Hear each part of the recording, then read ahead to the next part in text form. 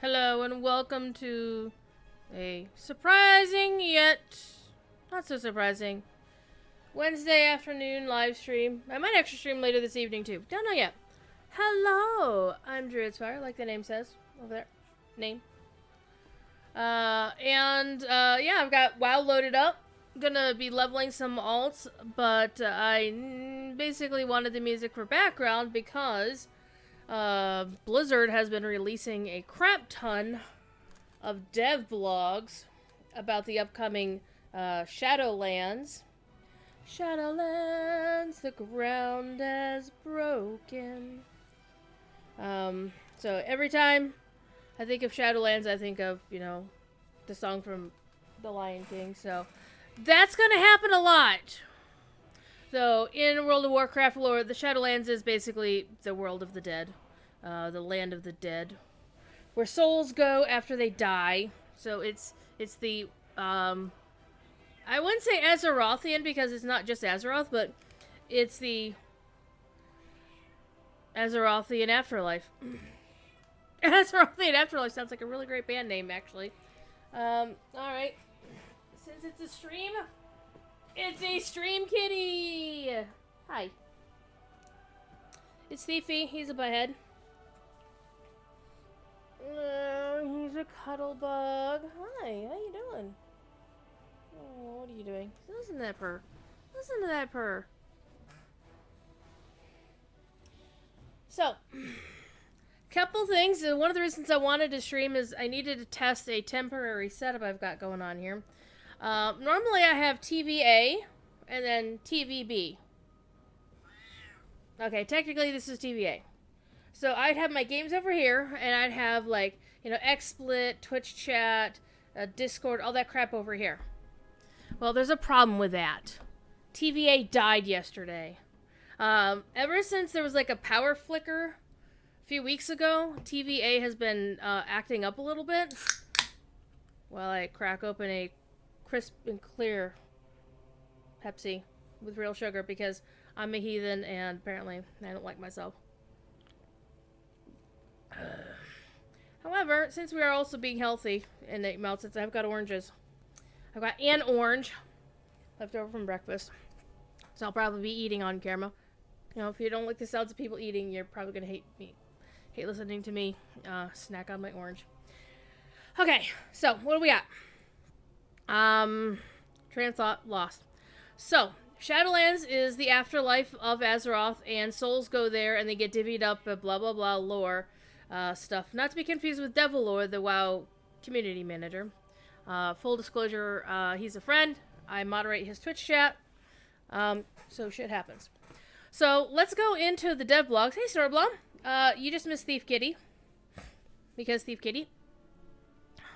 However, I did load up all 4 of the known dev blogs. There's probably going to be another one today, knowing my luck. But they just sent one out today, so maybe they'll only do one a day. So, if you are super in like this with Blizzard, like your friends and family, or you're a content creator of some note, they said limited numbers of content creators. So it's probably going to be folks like, Tally and Evie, Towley. I'm sure Asmongold will get it too. I don't like that guy. But obviously, he'll be back, I guarantee. Where? Get up here. Yes, he'll be back soon enough. So, a lot of the big time, I imagine a lot of the regular big time streamers will be, like Bajira. I would expect him to get it. Come here, you. Just for Snorblom. A repeat Thief Kitty. Aww.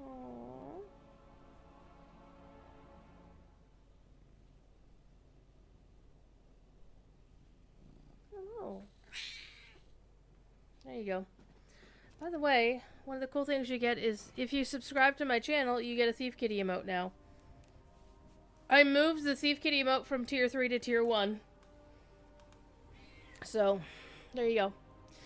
However, if you're in my Discord, you can have a Thief Kitty emote at any time. because Thief Kitty has been loaded to Discord a long time ago. Anyway, so let's pull up the blogs. And let's go to the first one. So this is the first one they posted earlier this week, because of course this week is when the alpha preview will start. So I'm sure like the big time streamers are going to have like 1 million viewers watching them play through the new stuff, looking over the class abilities, blah blah blah. But let's go read the words from Ian. It says by Blizzard Entertainment, but it's actually, this is written by Ian Hazakostas, who is the, I don't think he's the game director, but... Okay, so later, first round invitations to closed alpha test. Honestly, here's my thought on alpha and beta, is... if you don't mind spoilers, and you want to actively test it, this is the thing for you. However, if you want to avoid spoilers, first of all, it's going to be impossible because Wowhead will post them 5 seconds after they data mine them. And I don't say that to hate on Wowhead. I actually like Wowhead. I like Perculia and her team. They're generally pretty good sorts, except they have to publish the spoilers. I mean, that's how they keep their site going. I mean, there's other sites that are more shitty about it. Actually, a lot more shitty about it. So... there's a difference between posting something that's on a publicly, semi-publicly available server versus posting stuff that is hidden from the public and was never intended to be published. And my headset, of course, is freaking out again. I'm going to have to replace the headset, too. I've been replacing a lot of electronics lately. So, the funny thing is, since this TV over here that broke... pardon me.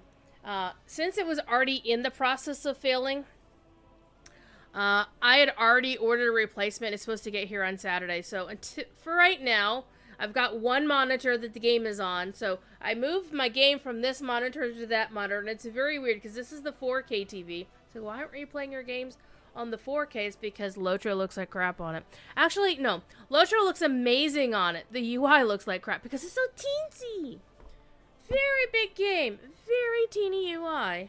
Guarendes! Oh, Guarendes. I saw Guarendes yesterday. Hanging out at the Mardi Gras Party Band concert that I dipped out on early because, you know, it's cross-scheduled with Corey's show. So...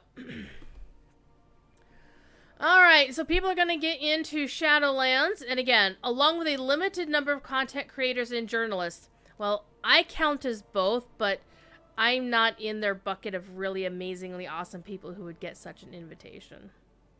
Once upon a time, I was actually in Friends and Family. When Regarius still worked there, he got me on Friends and Family once. I'm just looking to see if there's any... like, my press emails are still exploding, which is good and bad. It means I should actually be doing press stuff.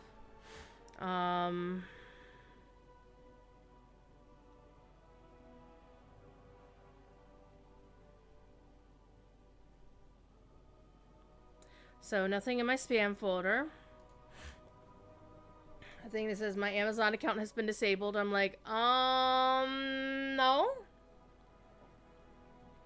Because I was logged into it last night. It was a fun concert. But then again, Master Kangas always has a good show. And yes, I am still going to get my band going. I have to get them through the starting instance, get them added to the kinship, get them some clothes, get them some instruments. Learn how to multi-box. But that's not going to be this day because there's so much WoW news to talk about. So, new invitations. So, here's the thing. Is they're going to have the full level of experience in the zone of Bastion available. So, there's going to be 5 new zones to the experience. There's going to be Bastion, Revendreth. So basically, it's like the Milquetoast, the easy, you want to be a good guy zone is always generally available first. And a lot of the testing is Alliance side testing. And here's what, okay, here's Druidspire's personal theory as to why they do the Alliance stuff first. And that is because, and this is actually borne out by the fact that I am aware of 2 former Blizzard employees who were alpha testing, like employee testing, World of Warcraft back in the day, like the original, because they were working on Diablo at the time. The Breivik David went on this long ass rant about why they played Horde when WoW went live, is because they had played through all the Alliance stuff in beta testing and alpha, and they were so tired of it. So here, and this kind of ties into my overall, belief that WoW is Horde favored. I mean, hello, their big tourist location on campus is an orc statue. There's no Alliance. There's not a lot of Alliance stuff. I mean, there's a lot of employees that are Alliance favoring, like my dear friend Taryn Gregory is primary Alliance. But there's no argument, no discussion that Horde got the so much better story in A Battle for Azeroth. So much better story. You got actual choices that impact things. The only thing Alliance got that could have been some kind of choice that impacts things later on down the pike is whether or not you cleanse the Eye of N'Zoth off of you or not. And I don't remember if I think I did for my character. My main cleansed it, but I'm probably going to run an alt through and not have them cleanse it. But apparently there's a special cosmetic you're going to get in the future if you don't cleanse the Eye of N'Zoth off you. Which, of course, they didn't tell us about until it's too late. I mean, that's kind of shitty, but, Hi, Katie. Alright, so basically they're going to roll out testing on a regular basis. Later in April, they're going to offer the Zone of Revendreth and look up Torghast. Torghast is basically like an endless dungeon. Well, that's what you just said, our endless dungeon experience. So this is one of the things that we were talking about last night in Andang's Lotro Producer's Letter stream, is how some folks wanted Lotro to do a level squish like WoW is doing. I don't think Lotro's dev team has enough time or resources to do anything resembling that, so their best bet is to fix Valor so you don't have to do all the content. Alright, so basically once they get everything done in alpha, then they'll shift over to beta. Beta is where you're more likely to be able to see an invitation. Simply because they do massive... Not everybody's going to get alpha. Actually, most people aren't going to get alpha. I mean, that's just the nature of the beast. So, here's the thing about WoW Alpha and Beta. They don't do keys anymore because, hello, there was a black market. And people would try to beg employees for keys. These days, people beg employees for access. Let me tell you straight up, don't ever do that. First of all, it's super awkward, super greedy, super selfish, and you kind of lose employee friends that way. I'm just saying. So don't beg the employees for shit. And what will happen is you have to opt into it. Let's see. Is there something about how to opt in? No. Okay. So how do you opt in? Basically, you're going to go to the Shadowlands preview page here on worldofwarcraft.com. Like down here. Click the Learn More thing. And hey, look, it opened the website. And it's also the same page where you do the pre-purchase if you want to. The reason why you might want to pre-purchase is that you're going to get immediate access to Death Knights for all classes, or Death Knights for all races that you've unlocked. But the beta opt-in is right there on the title bar. Well, it's like the official game site, home, world, features, media. Beta opt-in is like right next to the pre-purchase button. So that's where you opt into beta. That doesn't do anything for alpha. Alpha is a special invitational process. You have to be in good with the devs.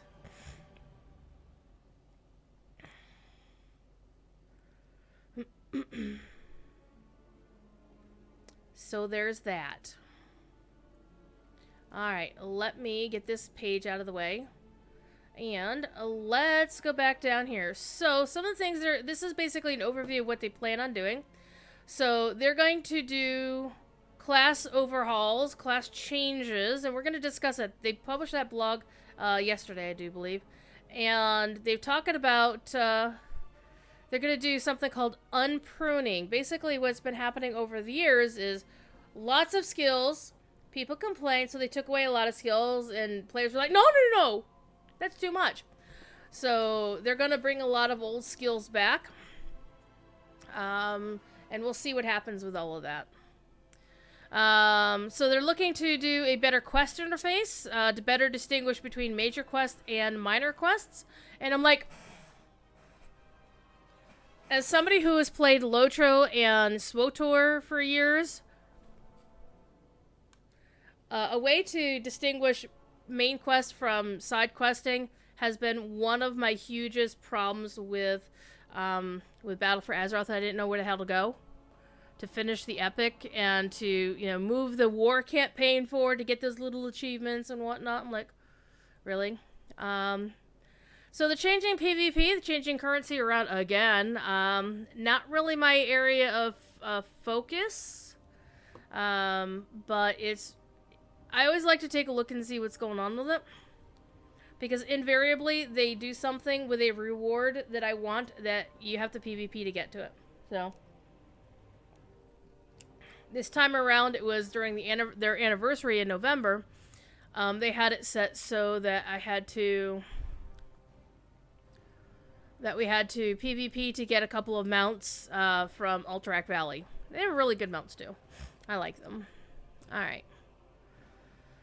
Okay, so that's Ian's developer update. So it's basically an overview of how the process is going to work, how they're going to do testing. So let's get into some more of the meat here. So the first thing they were talking about is Covenant class and signature abilities. So let's open up this document right here. Boom! I really like the art. So this is the Bastion zone that you can see. So there's 4 new zones in Shadowlands. They're run by a Covenant. So a Covenant is like a faction.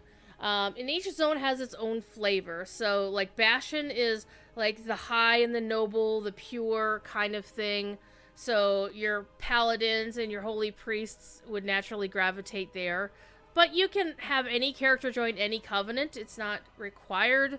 There's just some that seem more natural and organic connected than others. So there are 4 Covenants. The Kyrians, the denizens of Bastion, which is the zone that's going to be testing for. So, angelic beings embracing humility and service to the Order. As a Pally main, yeah, I was probably going to go there first. Also, my main's name in WoW is Kyriana. Seriously. True story. So, obviously, the Kyrians are going to be my favorite. And what's going to happen is they've been promising or offering the notion that when you go to these areas, to these zones, you're going to encounter the souls of past, deceased souls who were basically brought into this area. So for a Kyrian, and they mentioned a few names of people that we may discover in these places, like Kyrians and Bastion. Uther the Lightbringer would definitely be here. Well, you would expect it. Or Tyrion Fordring. I would like them to do more work with Tyrion because he got done dirty in Legion. Then your Necrolords of Maldraxxus. The Night Fae are basically your druids. I mean, most of the druids are going to hang out there are the people who like the sparklies. So, of the 4, Kyrians will be my first choice. The Night Fae would be my second choice because Ardenweald is a very, sort of like more of a celestial druidic kind of thing. It's like nature and space all in one.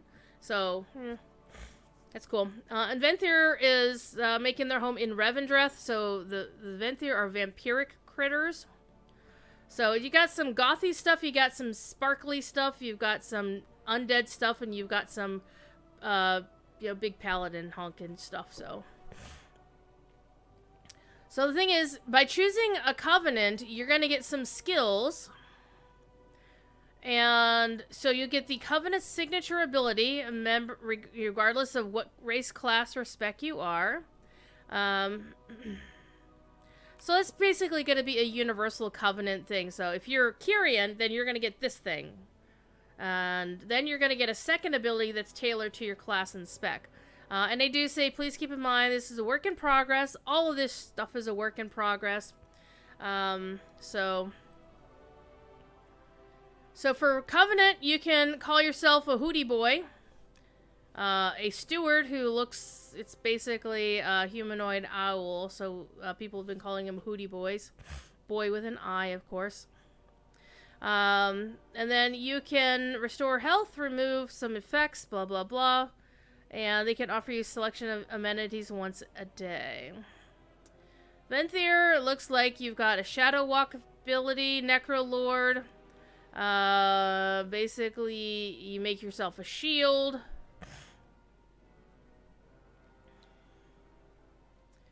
And the Night Fae, you can turn into a Vulpin, which is a little foxy thing, a little cute critter thing. So that's really kind of cool. And then, again, you're going to get a specific class ability, and some of them are not showing in their chart. And they've got this, this gif of, you know, what some of them look like. Whoosh. So, for example, Death Knights, depending on which covenant you choose, will have one of these 4 options. Death to do the Death Knight one. Sounds really cool. For if you choose Night Fae.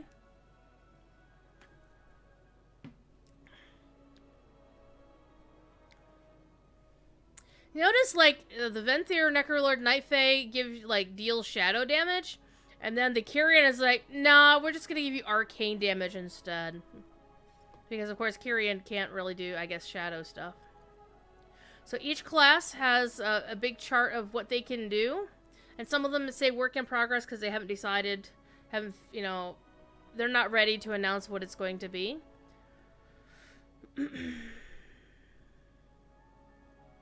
So there's druid options, and we're not really going to go into these a lot in depth because honestly I want to play. Because I didn't actually play a game yesterday. I mowed my lawn. And I did some other stuff around the house. And then I had to, I didn't have to, but I moderated a few Twitch chats. Ran with Professor Corey. Tried not to die as a level 24 guardian in Angmar, which I was doing fine until I used a mithril coin, well, 5 of them, to port to Gabilshathur, the dwarf city, and then one of the friendly quest-giving dwarves killed my character. I'm like, what the fuck was that? But it was actually quite funny. However, let's move on. So Hunter has, you know, 3 of their 4, you know, covenant options are listed there. Mage has all 4 of those ready to go. And again, things can and will change. So this is basically what they're targeting as, you know, first shop just to see what's happening. And apparently they're not sure what to do with Monk. Nope, my character got logged out of the game. That's fine. I'll log back in. But we still have the music in the background, which is what I really wanted. Alright, and then Paladin, so I'm going to look at this one. So 2 of the 4 aren't ready, but, so if I go Paladin, Kyrian Paladin, instantly clash Holy Shock, Avenger Shield, or Judgment on several targets within range, based on, well, yeah, Holy Shock, of course, is Holy Pally, Avenger Shield is Prot Pally, and Judgment is Ret Pally. I primarily play Ret Pally, so, basically, AoE Judgment? Yes! I'll be happy with that. Mm-hmm. But if I go to one of the other ones, Hell in the target area, dealing shadow damage, restoring health split among injured allies over time. That's kind of nice. Land remains filled with anima, causing additional shadow damage to all enemies. You gain the benefits of consecration while in the area. That's pretty neat. But we don't know what the other 2 are, so, But a Ret Pally under Kyrian, I'm down with that. I like that a lot. Priest? I sometimes play Priest. Not a lot, though. Right now I'm playing nothing but DK, so... Alright.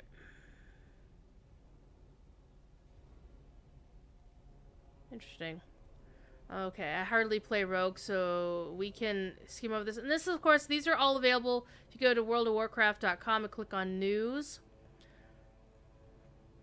So Chain Harvest. Yeah. And Shaman actually got a really funny but sad joke in the April's Fool WoW patch notes, the obviously fake ones. And their note was that there was absolutely nothing wrong with shamans. Something like, there was absolutely nothing wrong with shamans, and you don't need to do anything with them. What did I say to the dwarf? Nothing! I can't say anything to that dwarf, because it was a case of, I poured it in, I thought I was safe, and then, like, he killed me. I thought maybe something had run up the path from outside and got me, but no.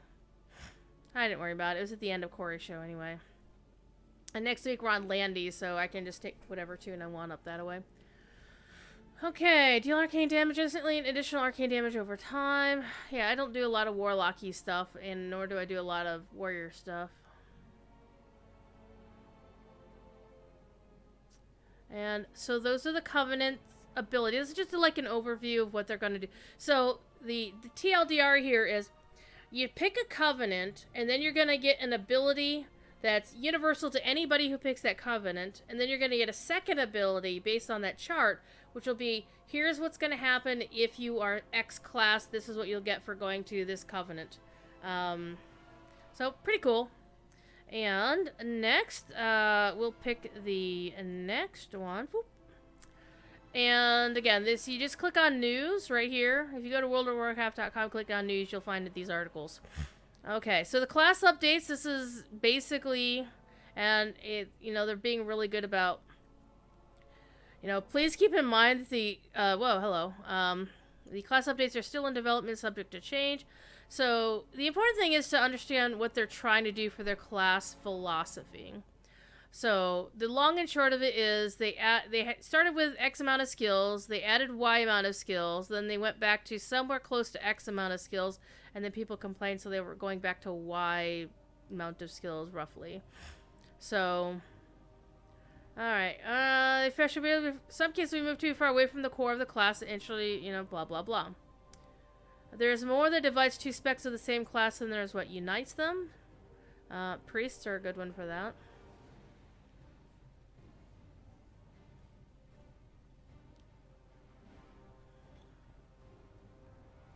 A lot of the same blather that they say every time, though. We want to give players choice. I'm like, So reintroducing some iconic abilities, which is pretty cool. I remember listening to Ian talk about this stuff at BlizzCon, and, like, people on social media were, like, going bananas about, oh, we want hunters, Eye of the Beast back. We want this back. We want that back. And when they said, yeah, we might be giving you that back, and everybody would go bananas. Alright. So this one's going to be pretty meaty. So Death Knights, and there's general changes. Yeah, Desecration was one of the cool things I liked about Death Knights. Is like the opposite of Consecration for Pallies, and you used to be able to do that as any Death Knight, but now you can only do it certain times. Personally, I love Death and Decay. It's one of my favorite things. But I can only use it as a Blood Knight right now. A Blood Death Knight. Blood Knight is actually a kind of paladin. Alright, every Death Knight will be able to tap it under to... with it Lichborn or use Raise. Everybody can do Raise. Ooh, Death Knights can... Everybody. One of the best part of being an unholy Death Knight is having the free ghoul, free pet. But the other specs can have a temporary pet. But,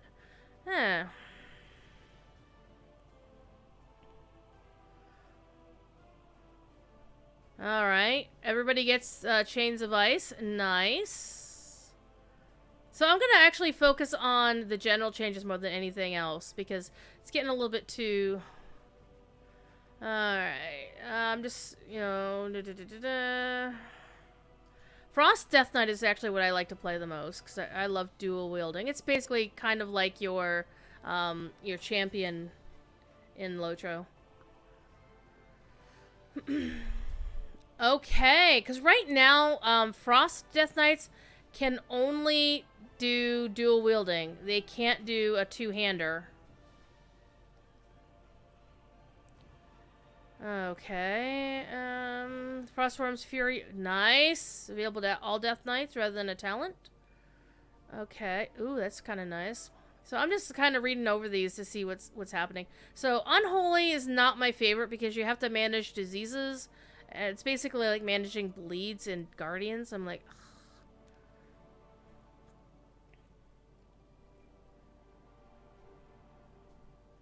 A Magus of the ooh. So Army of the Damned was always one of the biggest reasons why you'd want to play an Unholy Death Knight. Is you could summon like a horde of ghouls to attack people, but only once in a while. So Unholy Death Knight's Magus of the Dead Army, that would be badass.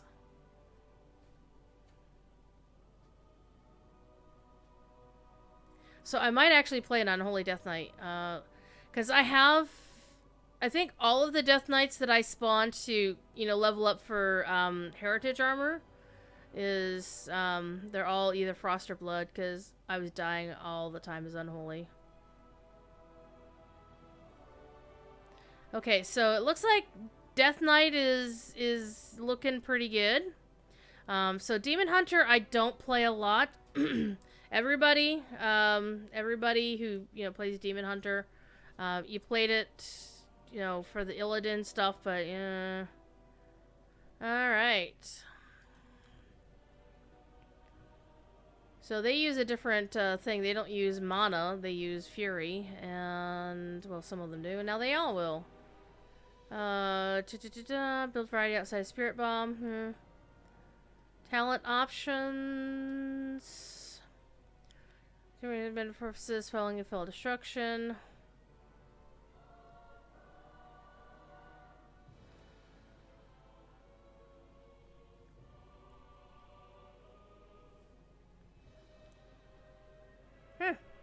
And so, not a lot of changes to Demon Hunters that I can see. Just gonna make them tougher, which is pretty much what they need more than anything else. So let's move on to Druid. I do play Druid fairly often. Hello, Druid's Fire. Though, to be fair, my Druid thing is from not WoW or Lord of the Rings. It's from the Shannara books. But anyway. Okay, Hybrid Class Druids. Okay, general changes to Druids. Let's go read this. Ferocious Bite. All Druids will be able to use those options regardless of their active spec. That's nice. Barkskin, Cyclone, Stampeding Roar, and Iron Fur, and Ferocious Bite. Those are really nice. So, if I'm in balance spec and I bite somebody, is that my... Because balance, of course, is your boomkin. Though, of course, I use Glyph of Stars, so I look like a translucent starry thing. Like a celestial being, which is really cool. Heart of the Wild is returning as a talent! Oh! That's good. Affinity talents associated with each spec gains an additional utility. Balance gets Typhoon, Feral gets Maim, Guardian gets Incapacitating Roar, and Resto gets Ursul's Vortex. Interesting. Oh, the affinity talents. Gotcha. And, of course, Druid is the only class that has 4 specs to it. It has damage, tank, healer. So you can have, feral damage, which is kitty, or you can have boomkin damage, which is your balance. Which I chose balance because it's all celestial stuff, but I love my blue kitty. From the Mage Tower from Legion. So, my secondary Druid is definitely a blue kitty. Okay, so Solar being strengthened. Oh, we're going back to Eclipses! Oh yeah, I remember the Celestial Alignment stuff. I remember not liking it that much. But, it wasn't bad. Wrath and Sunfire alternating solar and lunar eclipses of a longer duration. That might be better. A celestial allow both to happen at once. That would be cool.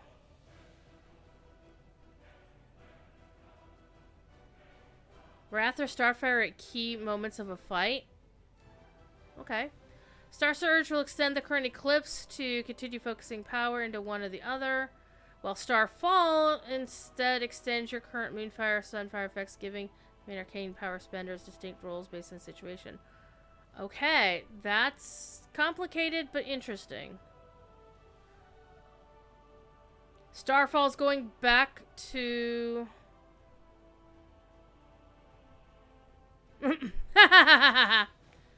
Okay, so Starfall is... Okay, I'm not sure I like this change to Starfall. Because one thing I liked about Starfall was being able to place it in a specific location. Like, if I wanted to Starfall a mob that was CC'd over here, I could do that. So, previously, Starfall was centered around the Druid themselves. So, that basically means if you want to use Starfall, you gotta get into melee range. Which kind of sucks. But I like how they say, where they stand, run, or flap for its duration, because, of course, if you're in flight, flap as, boomkins have wings. So, I'm not sure I like it, but then again, I didn't play a lot of Balanced Druid back then, so I'm not too familiar with that previous Starfall mechanic. Because I started playing Druid in Legion. Really started playing Druid. Oh. Alright. Feral. Blood Talons are tap into primal Feral. You try to rake it quickly said. Ooh, that's nice. So, Blood Talons will make those work. Oh, that. So, this basically means that you're going to do a lot of button mashing for this one. And I don't mind that. Feral Druid is a lot about button mashing, but you need to have your buttons set right. So, that works for me. Thiefy. Ah! Guardian Druids in the Shadowlands can once again embrace or bear hug their British side with Berserk. Come here. Meow, meow. Come here, you stinker. Ow. You just, totally clawed up my finger. Okay, Renewal will have a talent choice. That is good. I like that. Wow, he did get me. Hey, kill him. You got to see your thief kitty. He's still over here. See? He's on the back of his chair. Or one of his chairs. They're all his chairs. I just borrow this one occasionally. Okay, so renewal is good. I have to have that looked at later. Alright. Resto. I don't play a lot of Resto Druid because I don't play lots of healers as a healer. Swiftman, consuming heal over time of the target. Okay, that's nice. Classic Resto Nature Swiftness. Ooh, that's nice. Nourish. Oh! Nourish was always... I miss Nourish. That was one of the ones I really liked. Mastery Harmony, which increases the healing for each active Resto heal over time still on target. That's nice. That's actually really nice. Hunter, of course, most players have played a Hunter. Alright, variety of tools, specialized ammo and traps to alter the environment, blah blah blah. I am one of those folks who never liked Hunters having to deal with ammo from back in vanilla, so I'm okay.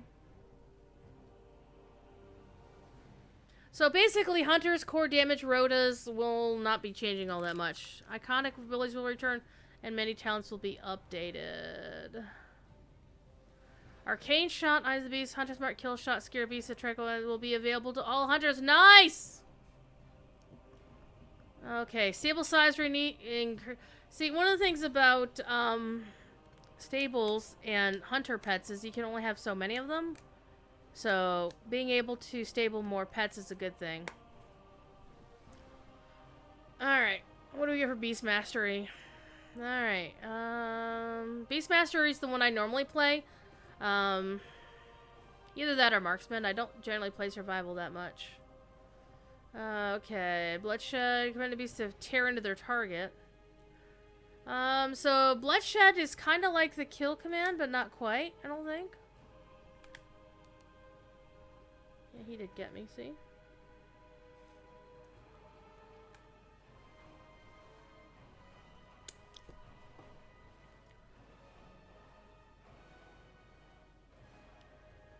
Okay, Sunblood is becoming a passive activates with Bestial Wrath, okay.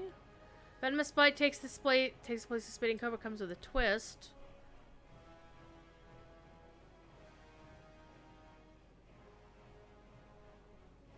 Okay, so Bestial Wrath and then Venomous Bite. Hi. Marksman is also the one that I really like, is because it's basically a lot of shooty stuff. Okay. What? Hi. Wow. Wow. Wow. Wow.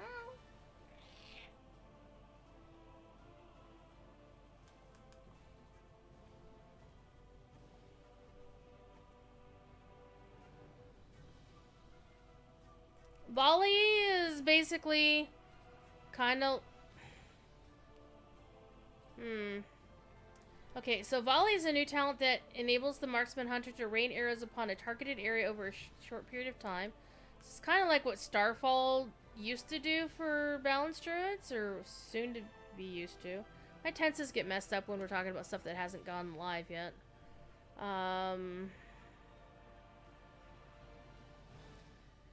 But it empowers the hunter with the trick shots buff, causing all their aim shots and rapid fire ability to ricochet and hit up to 5 additional targets for half the damage of the duration of Volley. I don't know. Volley sounds like that would be like, here's how I'm gonna pull half of the dungeon. I don't know. I'm uncertain about it.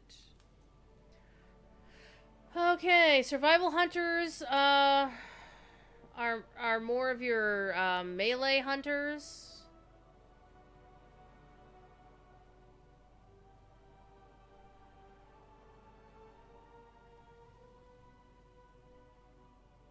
So they're more of the drop a trap down kind of thing, CC and stuff. So not really my preferred hunter spec. So I also play a bit of mage. So I like magical stuff.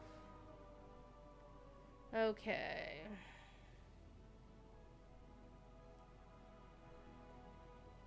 More spells from all 3 schools will be class-wide. You felt that arcane mage damage rota lacked a single focal moment that results in a big payout. Yes, I'm glad you noticed. So combat rota is going to get a redesign for arcane specifics. So let's go take a look at the general changes. Arcane explosion, fire blast, frostbolt, and mirror image are once again available in all specs. Woohoo! Mirror image, oh my god, yes. And fire ward and frost ward, yes, those are good. Alter time, okay. So alter time is basically the thing they use for Tracer in Overwatch. A similar sort of concept.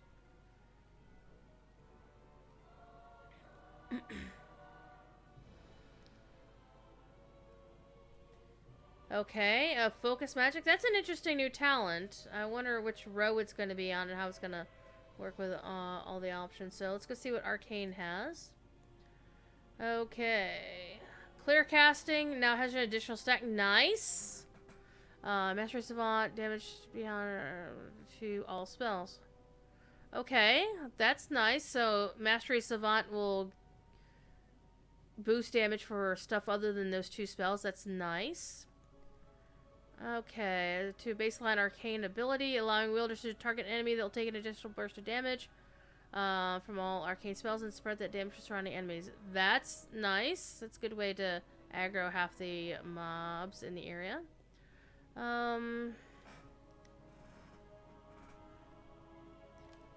Interesting. So, Enlightened is an interesting new talent. So when you're above this threshold, you do more damage, but if you're below the threshold, it increases your mana regen. That's interesting. I like that. So I basically would play any of the three. I like all three mage specs. I think I play Arcane primarily on a Night Elf mage because I like the notion of the Highborn mages coming back, and of course everybody freaking out because the Highborn and the Night Elf mages were what caused the Ajar and the Well of Eternity, all that BS 10,000 years ago. But I always liked the Highborn coming back and being like, dude, we're Night Elves too. And the Night Elves were like, the hell? What the hell? Alright. So I also like Fire Mage because, hello, fire. The only thing I don't like about it is the fact that you can't... I wish Fire Mage had a thing like Warlocks had the green fire quest line, where their spells would have a green fiery effect instead of, fire, normal red and orange fire.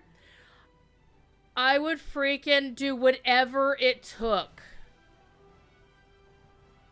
including maybe some stuff that's illegal, to do a mage quest to unlock blue fire. If I could unlock blue fire for all my mage spells, I wouldn't play anything except mage. Come on, people.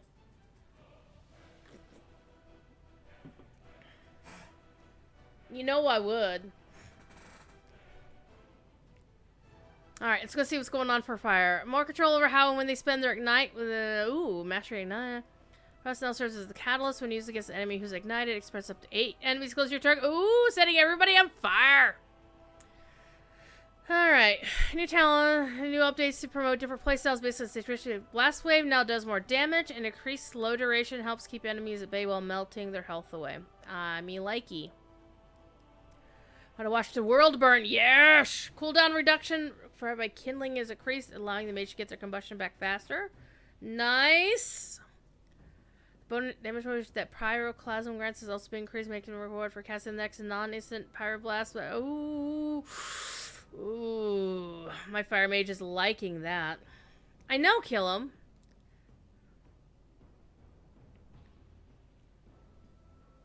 I mean, it'd be like this right here. Alright, let's go see. I like playing Frost Mage too. And Frost Mage has one of the coolest artifact appearances, which again, it's one of those things that you only do it... I only do PvP if there's something like a reward I want out of it, or you have to for a legendary cloak, like in Warlords of Draenor. But I damn well PvP'd my ass off to get the really cool blue fiery artifact appearances for killing 1,000 players on 3 separate tunes. Because they parked 3 of the blue-themed artifact appearances behind a you have to get 1,000 honorable kills in PvP. And I'm like, did that, bitches, on 3 alts. Balanced Druid, Frost Mage. What's the third one? Oh, Holy Priest. Now, they set it up so you didn't have to play that spec to get the thing. You just had to play the class. Once you unlocked, you unlocked the first thing, and then you could get the one that you... Yeah. I killed a lot of people.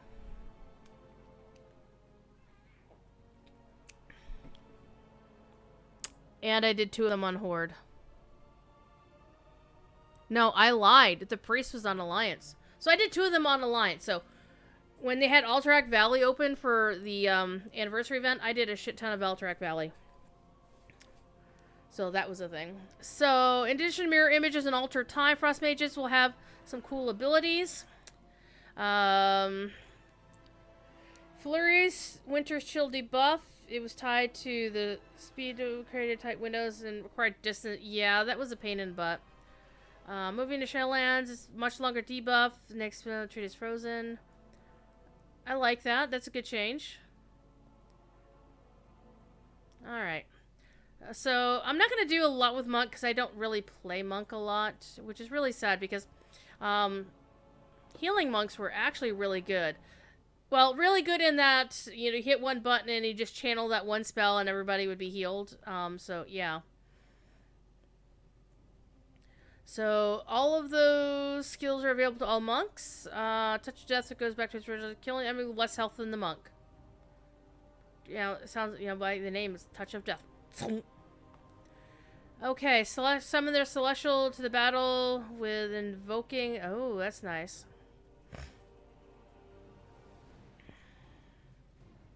Alright. Brewmaster is the tanking spec.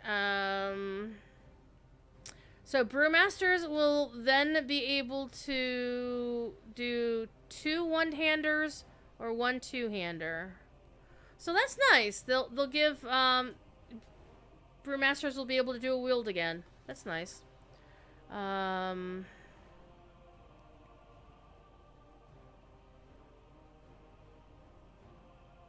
Basically, Brewmaster is like a drunken Shaolin.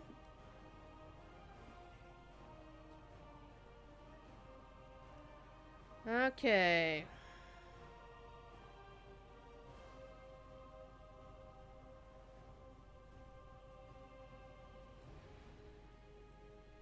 Celestial Flame sounds cool.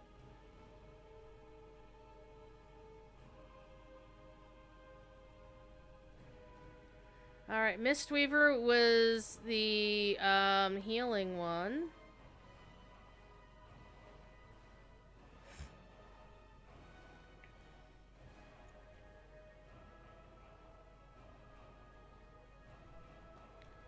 Ooh! Invoking Shiji, the Red Crane, makes Mistweaver monks immune to movement impairing abilities so they can... Oh man, they will be badass in PvP.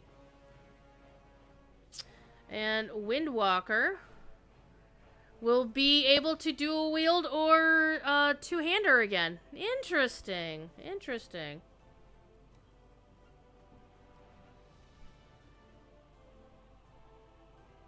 Wonder how that's gonna work with artifact appearances, though.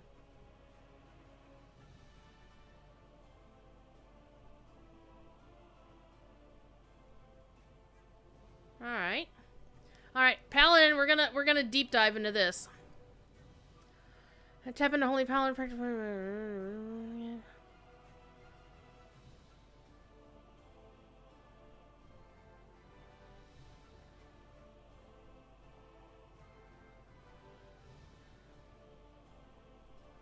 Auras are coming back! Oh my god! I honestly haven't read these before, so these are honest reactions. None of this, read it first and then stage and act out a reaction.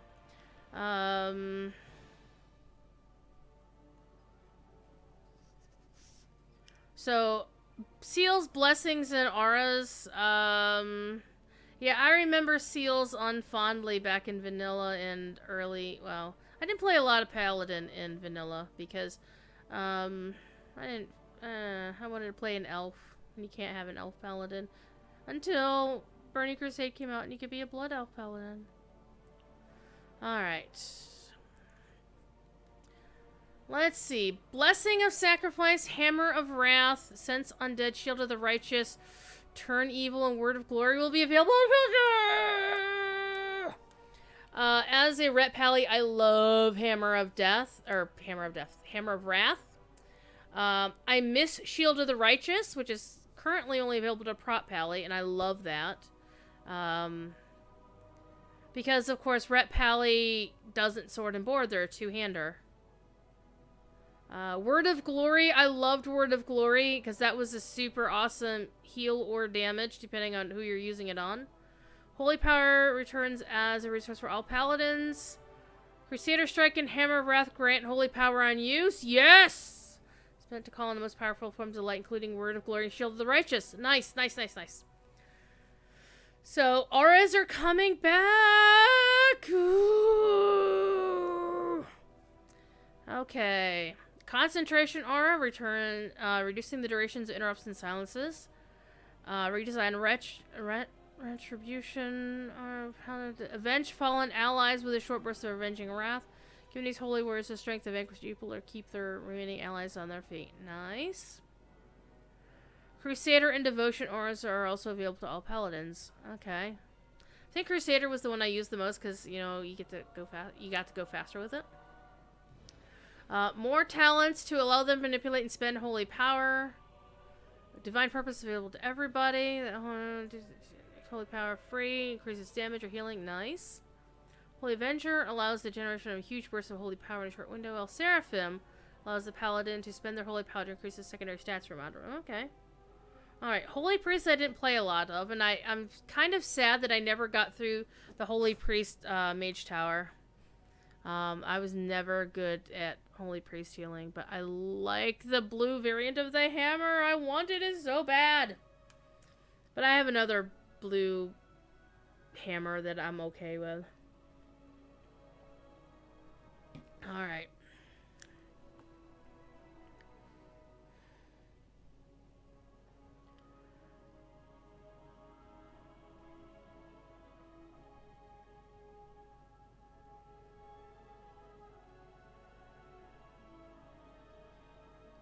So yeah, Holy Pallies press their auras were that was a good synergy there. Prot Pally, ooh, a new passive that makes the next cast of Word of Glory free whenever Judgment critically strikes.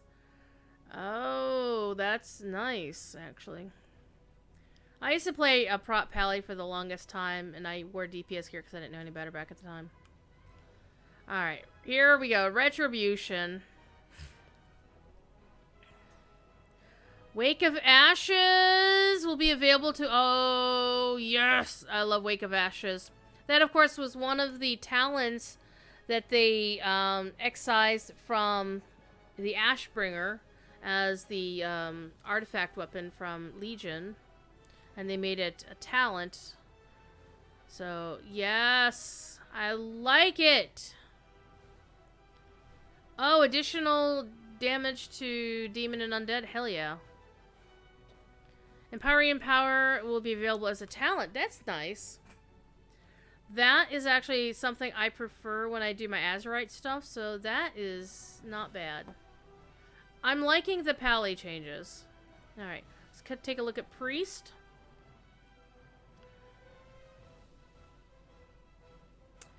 So yeah, priests are basically could either be holy or shadow tapping, and you really kind of need to be both.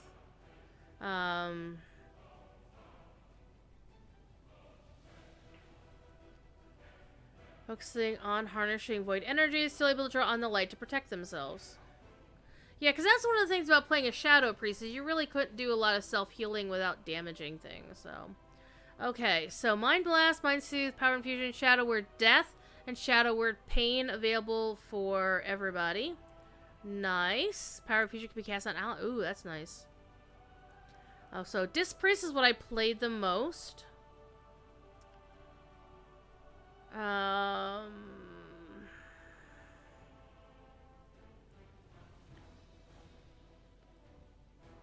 ability that most powerful disciplines can use, enabling this priest to heal allies by blessing them, Power Word Barrier, and healing them again if they're still under the barrier when it expires. Okay, this priest who dared to lead in a dark shadow covenant. Heals a chosen hero and 4 other injured allies within a small area. Moderately increases the damage the priest deals for a short time, during which they cannot cast holy spells.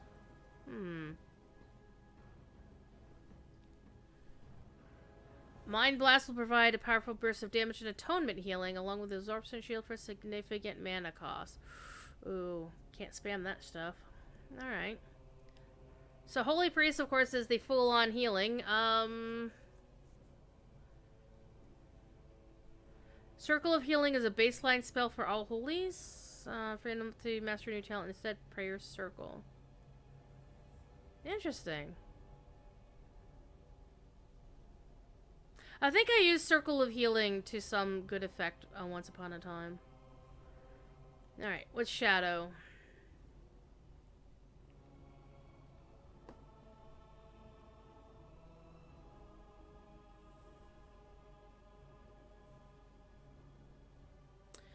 Surrender to Madness returns with a wicked twist. Instant gains a huge spike in insanity. Cast Void Eruption on the target. Over a long duration, insanity generated grant 100% more insanity, and you can cast your spells while moving. That's always nice. But it comes at a terrible price. If the caster fails to slay their target during the buff window, they succumb to the shadows and die. Ooh.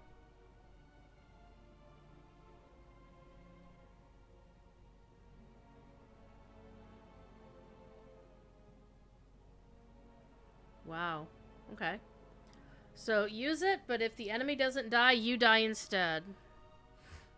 I don't know. That sounds more... It honestly sounds more like a warlock sort of thing. I'm thinking. But it's Shadow Freeze.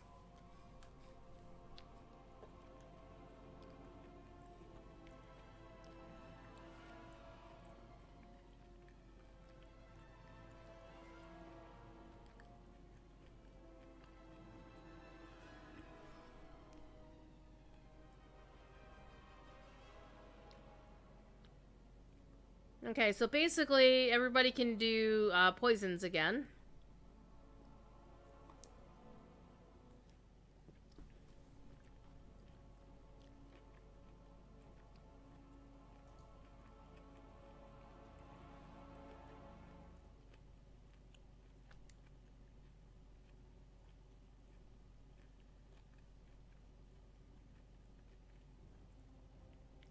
So of course, rogues... Most of what I know about rogues are from the Elite Tauren Chieftain song, Rogues Do It From Behind.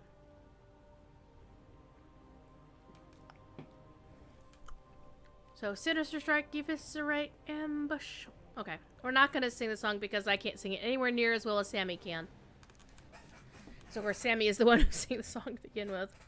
Probably wrote the damn lyrics, too. Okay. So Assassination will be like the premier poison rogue spec, but the other ones will have like a lesser version of poison-y stuff.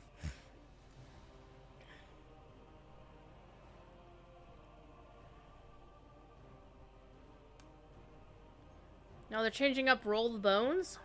Of course, Roll the Bones is one of the better Rush songs.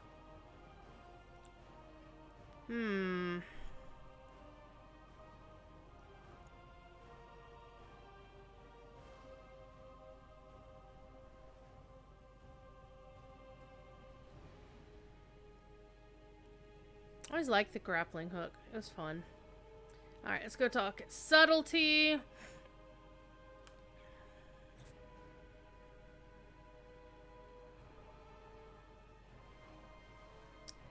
Trying to find weakness can mark a large number of targets needed to set for a new area. Oh, a new area effect finisher called Shadow Vault? Ooh, nice. I might actually play Subtlety Rogue with this.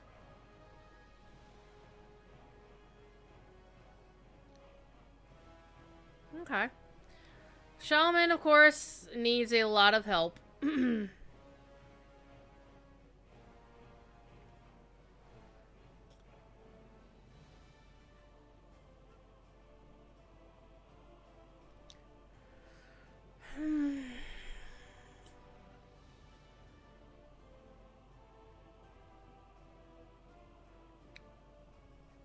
So Chain Heal, Chain Lightning, Healing Stream Totem, Flame Tongue Totem, Flame Shock, Frost Shield will be available to all Shaman. Yes! Searing Totem will also return as an ability for all of them. Oh, Searing Totem. I love Searing Totem. You just plop that thing down, it would shoot things for you. It was so much fun. Alright. Okay, Maelstrom. So Maelstrom Resource and Accompanying Bar have been removed, returning Elemental Shamans. Bad apostrophe. Take that apostrophe out in Shamans. It's not a possessive. It's a plural. Will cooldown, management place out. I'm gonna blame Lore. Blame Lore. He probably didn't publish this himself. But I'm gonna blame Lore anyway, because he's my friend and I can blame him for shit. Alright.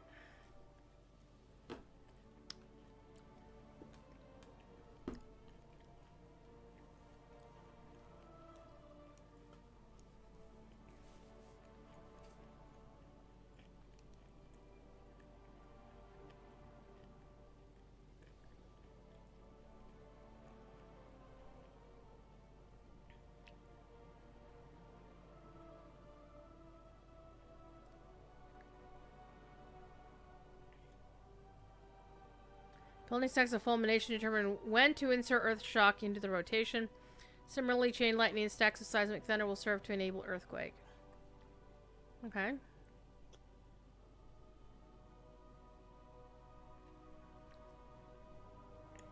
Echoing shock is pretty cool. As a new talent. And that is for elemental shamans. I think I'm liking that bit. Enhancement, of course, is what Thrall was. So this is the Doom Hammer's wielding. Alright. So Maelstrom goes away. Built around repeating casts of Stormstrike. Zorch! So this is basically sounding a lot like Yellow Line Arcaes.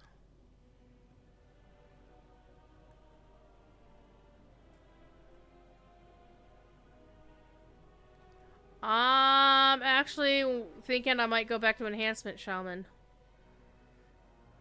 Hailstorm has been redesigned so it reflects what's going on.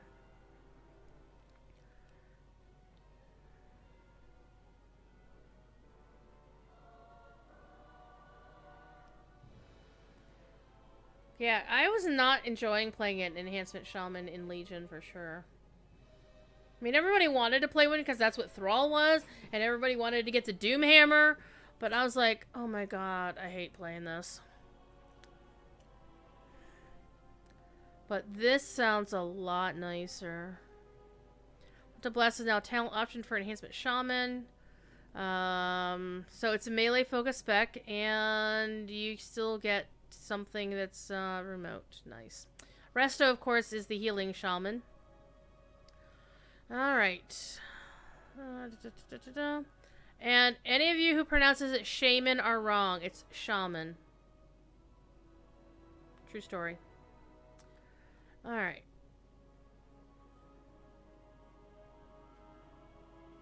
Our shield could be used by all Resto Shaman without needing as a talent. Nice. Okay.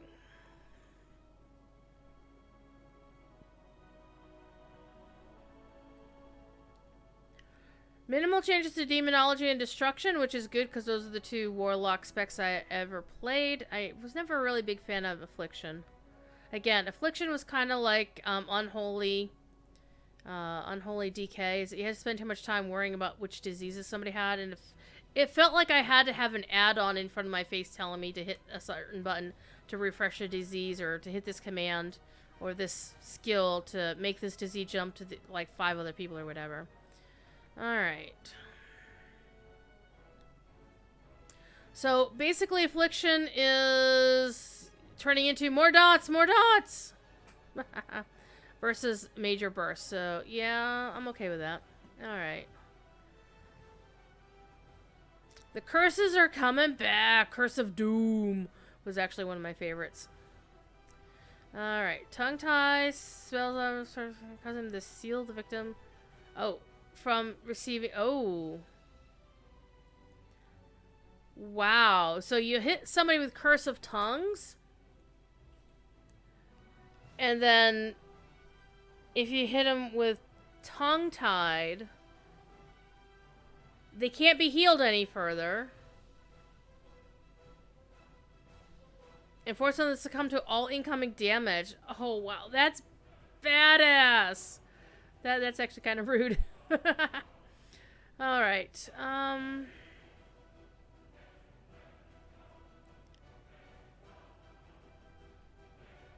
So yeah, more dots. Definitely more dots. Definitely more dots. Demonology is always fun. Have little imps running around, zorching everything. That's kind of nice. And what's Destro doing? Ooh, yeah. Destro's like... I like playing a Destro Warlock. It was a lot of fun. But Demonology was also a lot of fun, where you'd summon your Void Walker and just send it out to kill everything. Shaman, not Charmin. Got it. Hi, Starblum. Welcome back. You've been bouncing in and out here, actually. Okay, Warrior.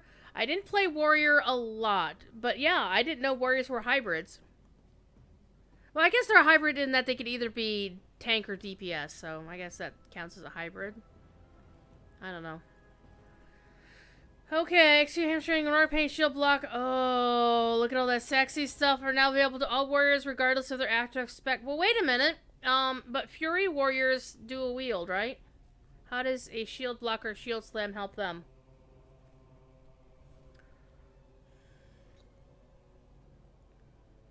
Alright, double time war machine can be utilized by all specs as a talent. Okay. So, arms.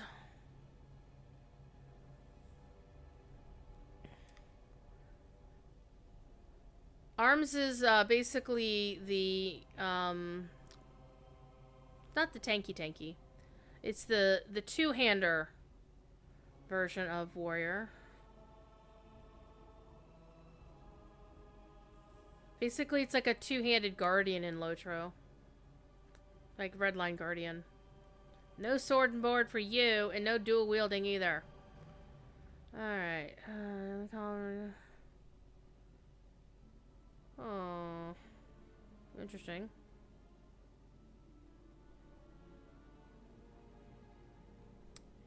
Fury is the two-handers. That's during Whirlwind, and also slams the primary target and gets additional range. Able to learn Onslaught. Okay.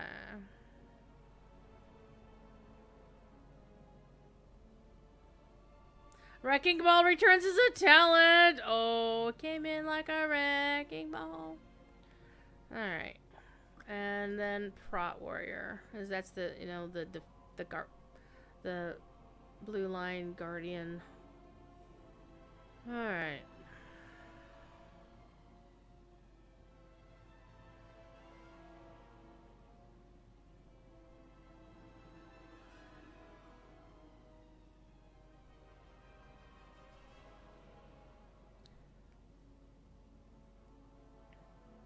Spending rage while the ability is active will heal their wounds. Nice.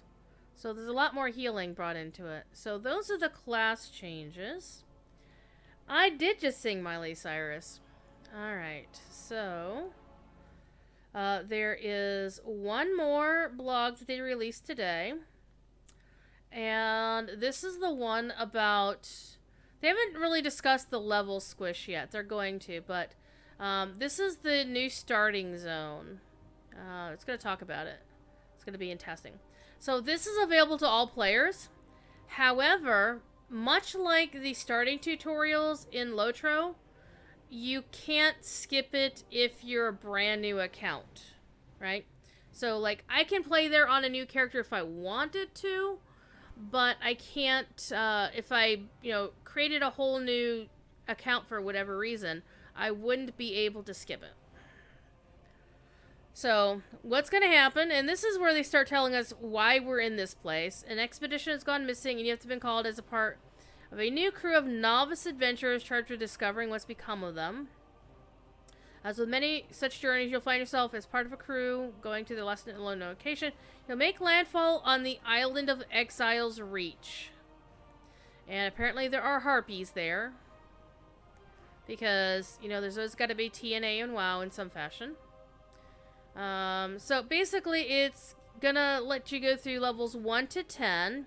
And you will learn how to play your class. And you'll face 2 new bosses in a mini dungeon designed for 1 to 5 players, so it can be soloed, but it doesn't have to be. And I like how the screenshot shows characters wearing starter gear. I approve of that. Because of course that's all you would have. Alright, so you learn the fundamentals of playing the game.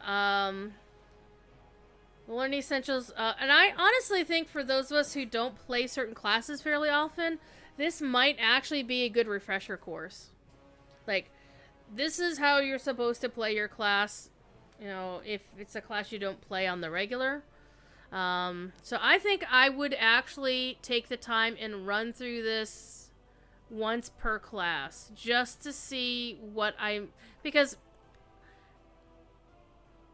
I play WoW very I wouldn't say badly, but I don't go through all the theory crafting, all the deep diving, the how to play your class correctly stuff. I just kind of learn based on what, feels right to me, but I'm sure there's some stuff about how to play a paladin, for example, that I don't know. Or, why you should use such and such a skill now instead of, later, or, stuff like that. Okay, so rogues will learn to go through the proper use of combo points. Hunters will learn how to tame and stable their pets. Hunters apparently will not learn how to not pull the entire dungeon. Maybe that'll be part of the discussion. I don't know.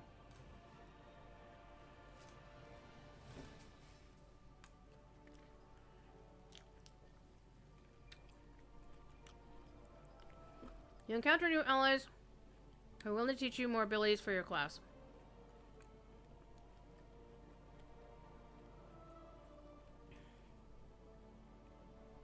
Paladins will encounter the ghost of a former paladin willing to teach them Divine Shield.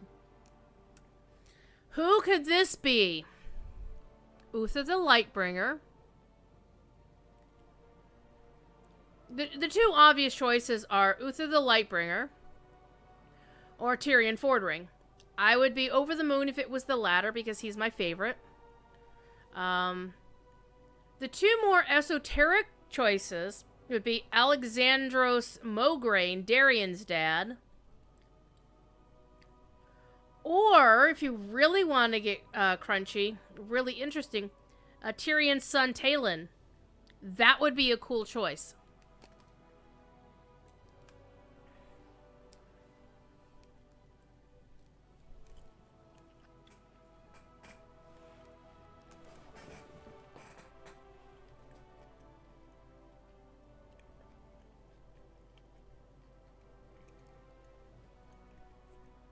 I'm thinking.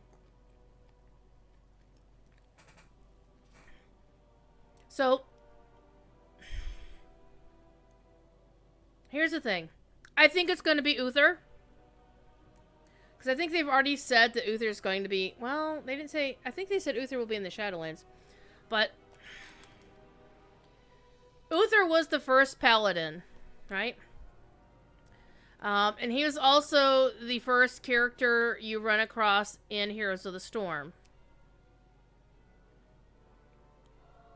And he was the first paladin character in Hearthstone. So Uther is the paladin. On the other hand, hello, they keep using him. They should use somebody else. There are other dead paladins they could use. So I'm really liking the notion of... It would actually be ironic if it was Tyrion. Just because of how he died. Like, he was trying to, do Divine Shield on himself, and he died. Or he was trying to shield himself from the demon that killed him, and I don't even remember the demon's name. But he died because, whatever. So, he got done dirty. He got done so dirty. But story-wise, I think it should be Tyrion. And because he's my favorite. However, based on Blizzard's past history, I think they're just going to reuse Uther again. Boring. So I would be interested to see if they would use Alexandros or Talon, though. That would be kind of cool. Monks will receive guidance to learn the touch of death. Okay. These fundamentals will then you go for whatever.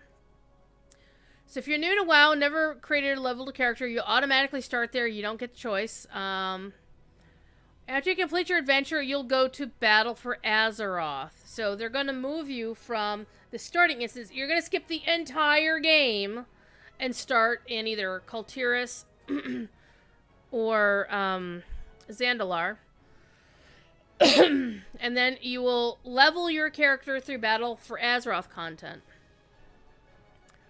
If you're a veteran player, you opt out of the starting instance. So that's like Lotra's opting out of the starting tutorial. And you begin at level 1 in the starting area for your race. So basically like now. Upon reaching level 10, you can either jump to battle for Azeroth, you speak to Chromie. Then choose an expansion you'd like to continue leveling in before you enter Shadowlands at level 50.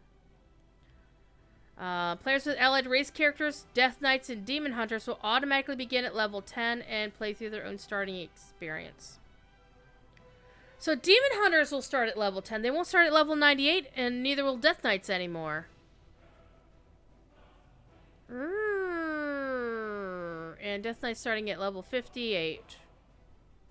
So they won't be heroic characters anymore. Okay. So, testing currently only available to level 1 Alliance players because, again, you don't want to spoil the Horde story because the Horde gets better story. Anyway, so that's all the news in about the blogs. Now, I'm going to go to the website itself, though, and see did they publish any additional news that we can discuss. Yeah, 21 minutes ago, they published a news roundup, which basically shows a guy in Revendreth, I think. Oh yeah, basically it links these 4 articles. So, wait a minute, did I miss one? Oh, the update about the Bastion zone in the Kyrian Covenant. We didn't really talk about that.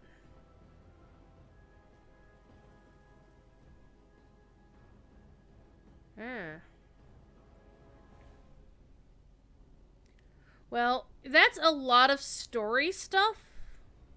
So I'm gonna leave it there. But you know, the hell with this. I'm gonna bring this in. Well, let's talk about this. Zoop. Well, let's go over this because this is why I like the Bastion stuff. Why is this the mobile version? Because I don't know. Alright, well, let's move this down. I don't know why this is a draft mode versus all the other ones, but who cares? Alright, so here we go. So Kyrians, they're blue and silvery and gold, and I love the color scheme a hell of a lot because, surprise, it looks like my color scheme. So Sylvanas has been a bad monkey. You and your allies are pulled into the maw. So that is the fifth zone in Shadowlands. Is apparently the past couple of expansions like 4 zones, and then you get a 5th zone later on. We get pulled into the maw, we escape, and then go soon make their way to one of the 4 covenants and into the 4 zones and make friends.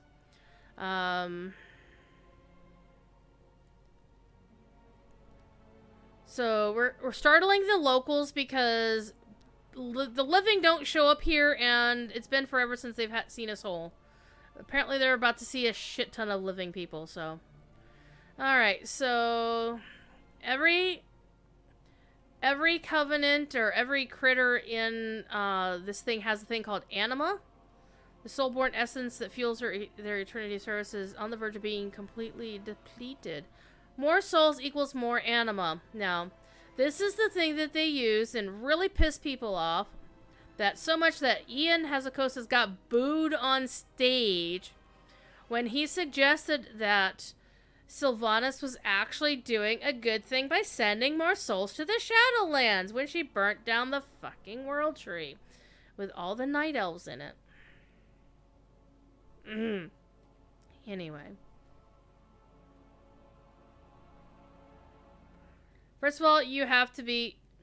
Oh, to earn your Kyrian wings? I get wings? Nice. So they think we're dead, but we're not dead. So we have to convince them. So there's diligent stewards who scrub the cobblestone by hand until it's so pretty. And look at this! Look how beautiful this is!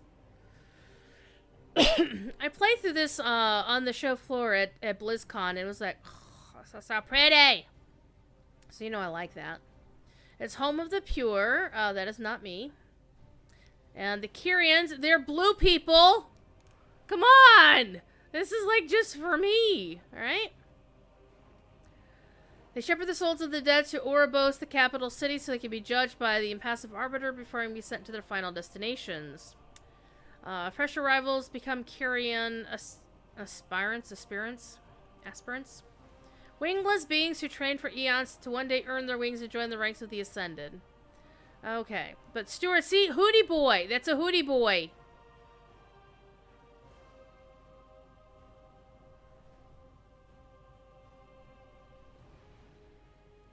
So, if an aspirant will fail to complete the rite of passage and they become a dark... wow. They're not happy souls. They're like wandering emo boys. So basically we're gonna have to fight the Forsworn to make everything cool. And then you got the Centurions. They look pretty badass. So they're automatons that basically they're teachers.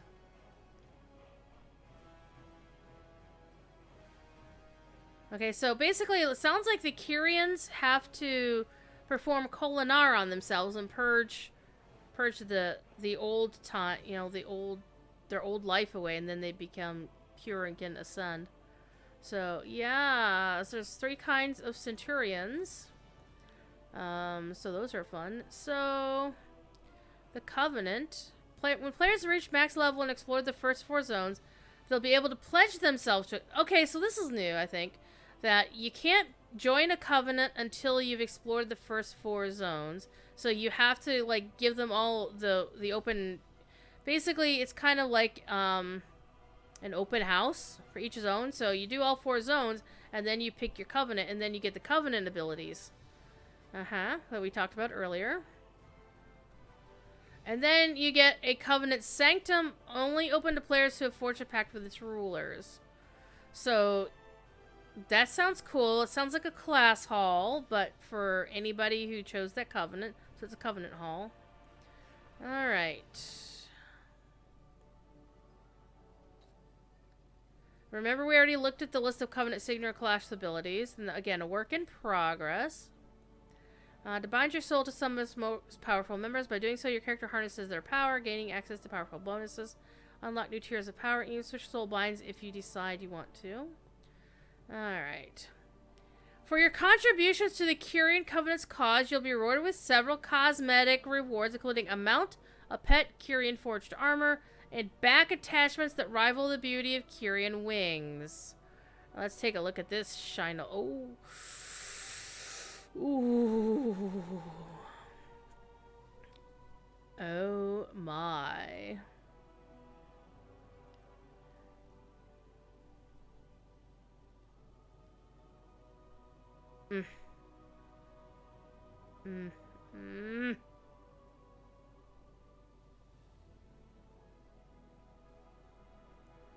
So leather, plate, and cloth. Where's no? The male one had better not look like crap. I mean, honest. These look pretty. So I'm not sure about the epaulets of the plate there in the middle. Though they kind of remind me of the cool epaulets, pauldrons, and the braziers on the horse of the dead city from Lotro.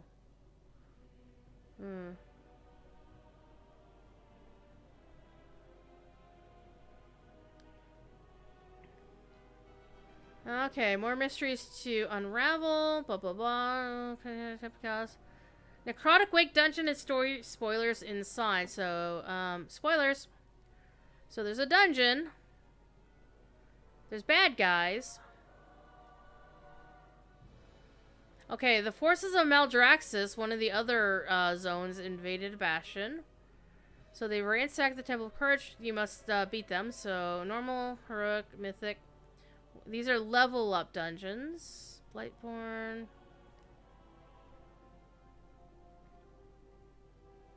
So these are some of the bosses they're talking about.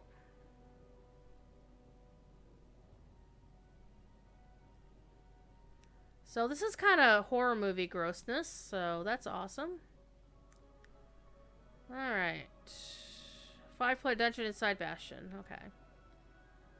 Alright, so that's the Kyrian stuff in a nutshell. And that, of course, that's all early content. So let's turn that off. Let's go back to the game. Let me log back into the game real quick. It helps if I don't click on the XSplit window. So I'm going to go to the game. And you notice one thing that I don't do is I don't have my email account showing up on my game window because I'm not a stupid person entirely. So let me relaunch the game. And it's just going to log me straight into my account.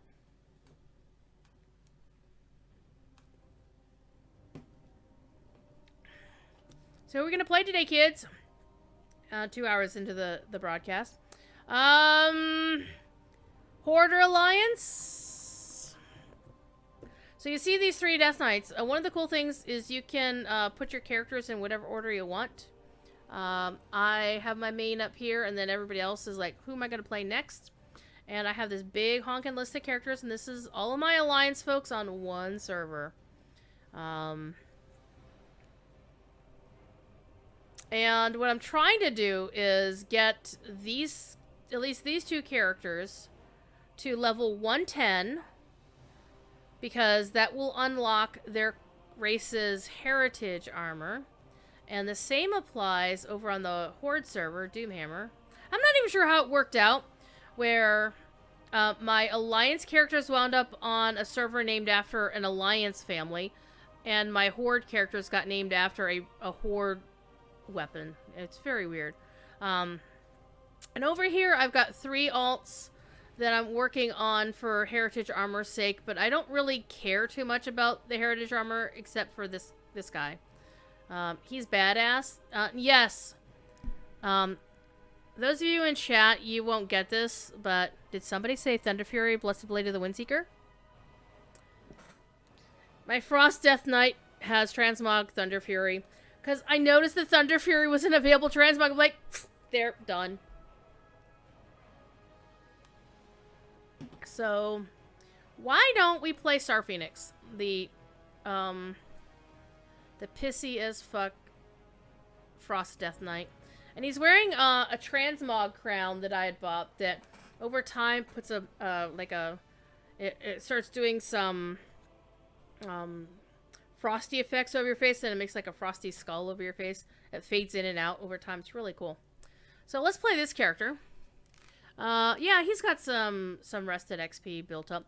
So here's how I finally learned how to do rested XP, especially when it comes to things like right now the Dark Moon Fair is up, so I've got half an hour of my 10% XP boost from the Dark Moon Fair, and right now the entire game is under a 10%, I'm sorry, a 100% XP boost.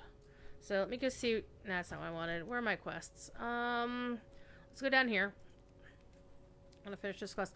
So what I've been doing is I've been going around and doing all of the quests that I have in my quest log in a specific zone, but not turning them in.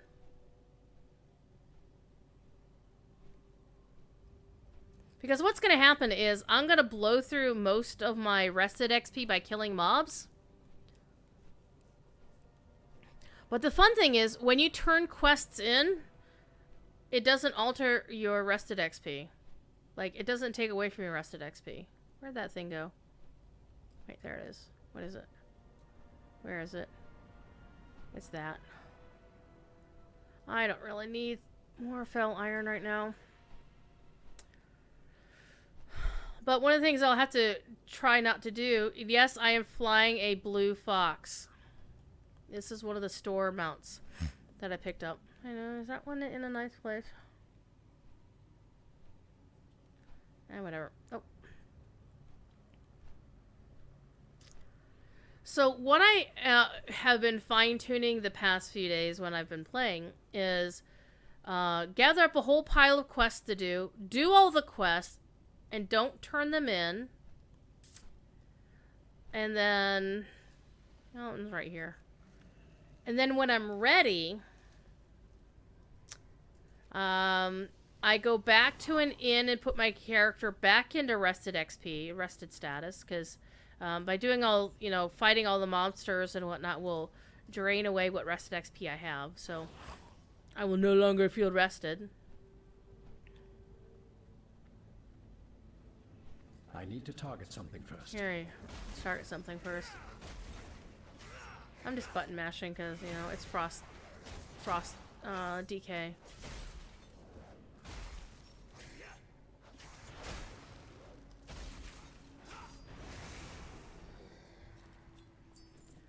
So one of the things that's different with the stream right now is because my primary game monitor, which is normally over there, is busted, I'm actually playing on my secondary monitor, which has the benefit of being a 4K monitor. So WoW looks amazing on this thing. The downside is I'm not used to looking over this way. I require a target.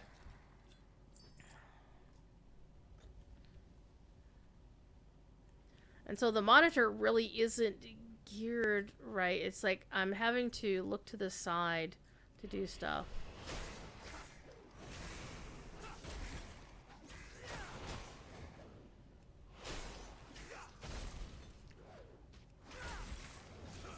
Too far away.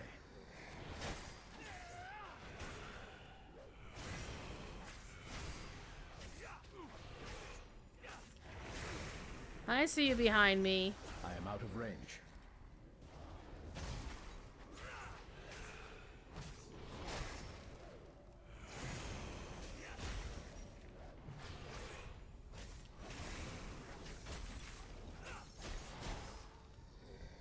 I don't know why, but I really like the sound of the frost abilities.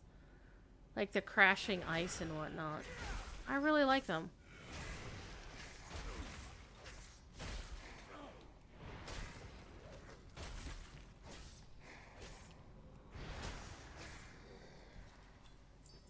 Oh, and yeah, for those who aren't familiar with playing WoW, this is Outland.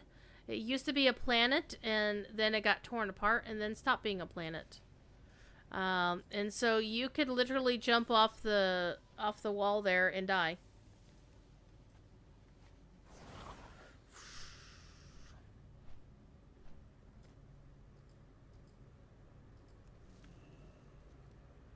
Not recommended if you want to survive.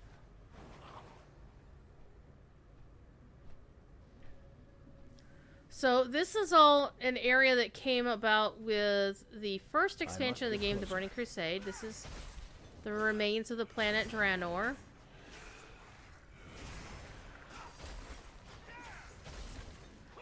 It was very pretty. Because, of course, Azeroth was mainly an earthy sort of experience in place. But they went pretty wild and wacky with some of the colors and stuff in this expansion. I mean, there's some really nice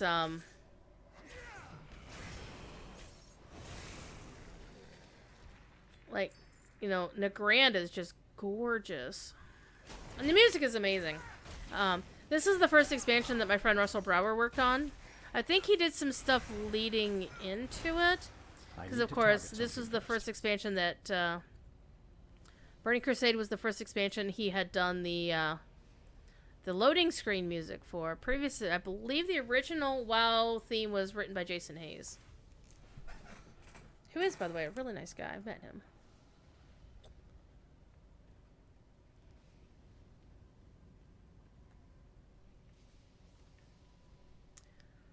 But yeah, the WoW music has always been pretty iconic. And there are some folks who have like had the WoW, like you'll hear the original WoW theme and it will transport you back 10, 15 years. It's like, holy shit. Which of course, if you log into Classic, that's what you hear.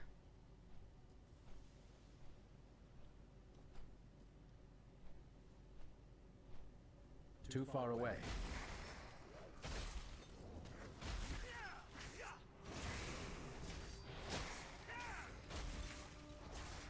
I require a target.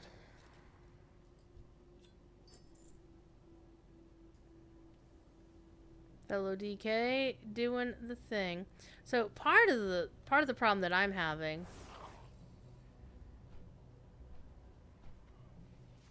Yeah, you come on over here too. I do not have a target. Put my aura on and get all three of them damaged so I can get loot off of all of them. Fellow DK. see 5 of them. Hey, I can loot this too.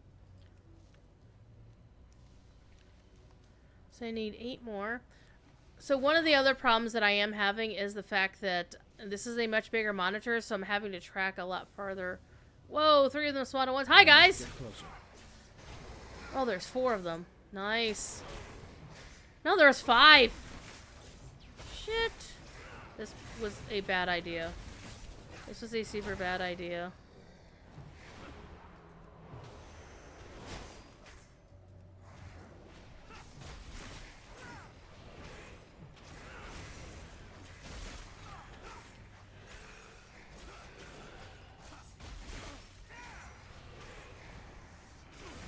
Yeah, DKs are overpowered.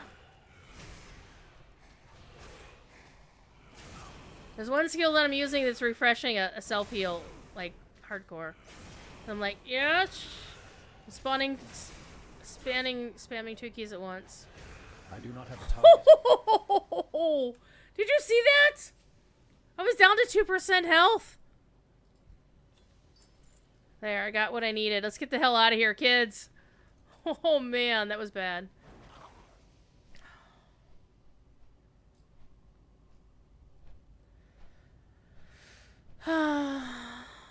Again, it's comes down to knowing how your class plays. So that's one thing that always drives me a little bit bananas, depending on whom I'm playing with.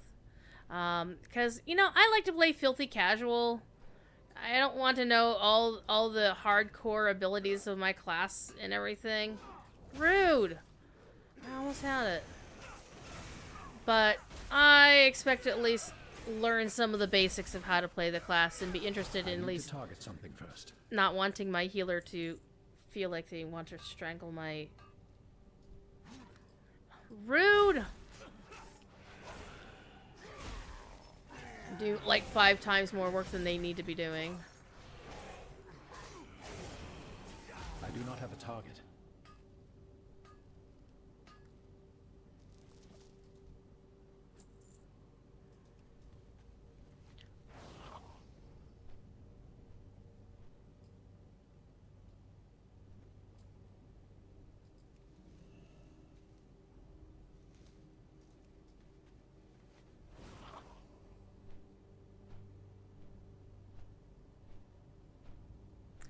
Okay, so let's stop farming the things. Let's go... Let's see. What's closest? Let's do the ones down here at the bottom. We don't want to turn in the quest. The anchorite slain is a ways up there. So let's go this way. What's this quest all about? Take the battle horn from Thalbos and bring it to whatever. Okay. So we're going to kill the guy and steal his horn, and then we're going to go move on to the next quest, which is the condensed Voidwalker essences.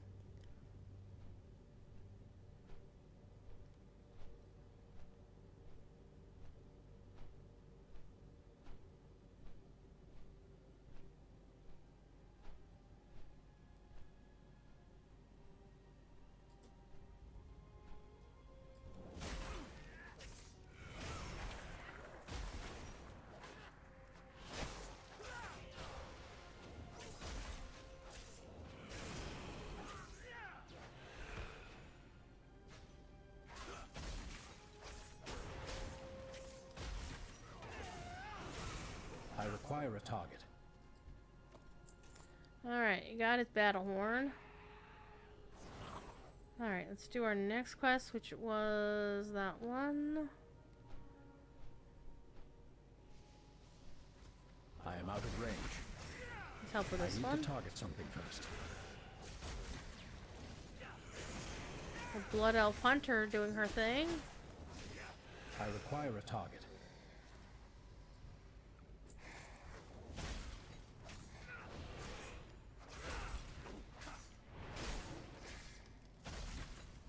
Condensed Voidwalker essence. I need to target something first.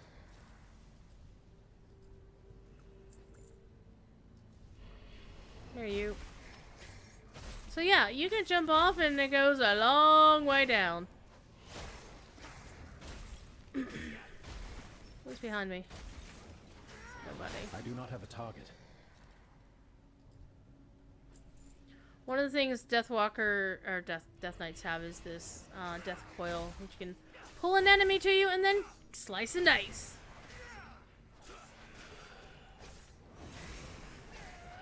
I require a target. One of the things you have to worry about here is this is actually where they spawn, so like in that other area, it's easy to get overwhelmed. I do not have a target. Or you could be like this person and just kill them all. I need to target something first. There we go.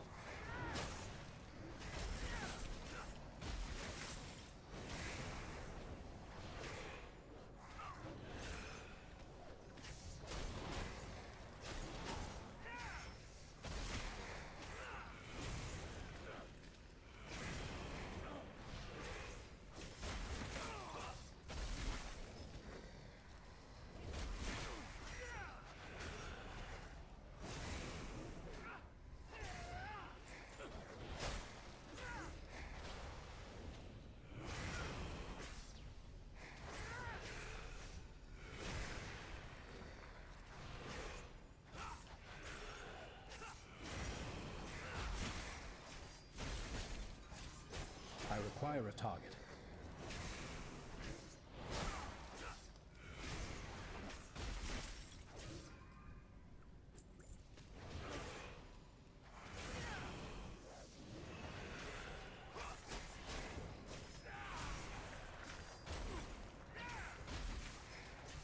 I do not have a target.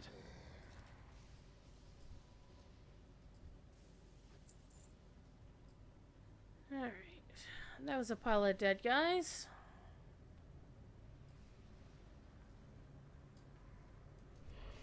I must get closer.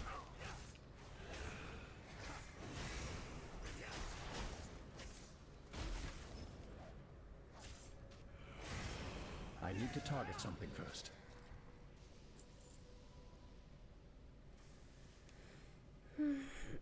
Sometimes it's hard for me to justify or to distinguish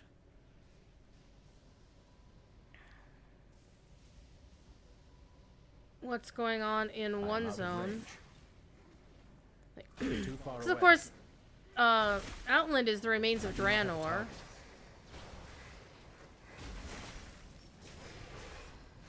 I need to target something first. And we never really knew what Draenor looked like I require a until target. the Warlords of I do Draenor not have a expansion. target.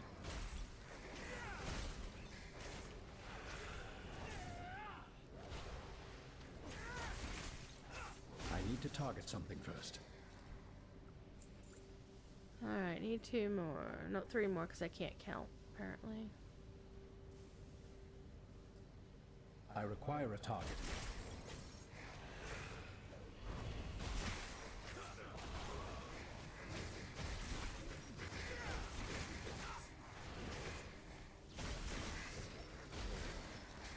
And it used to be so pretty until the Horde messed it all up. Okay, I require yeah. a target. I must I'm get gonna closer. stay down here. Bring this guy over here. Come here, you. Too far away. It didn't work. I cannot attack that target. I need to target something first. I do not have a target. Need 1 more. I am out of range. I need to target something first.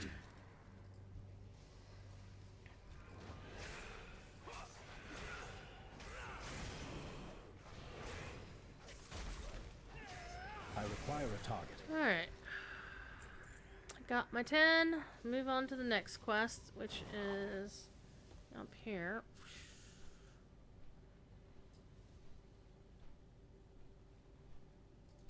Purified hellboar meat.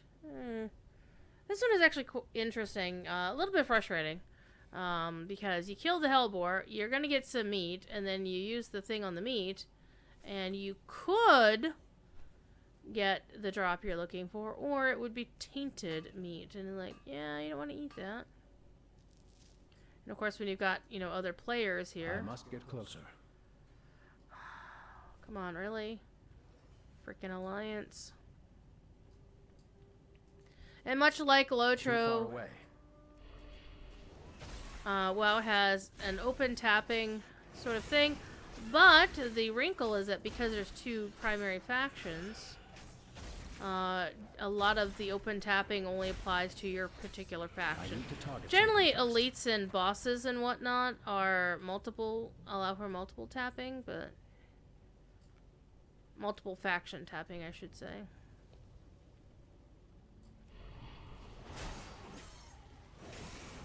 Hey, look, I made a friend. I'll deal with you in a minute. I must get closer.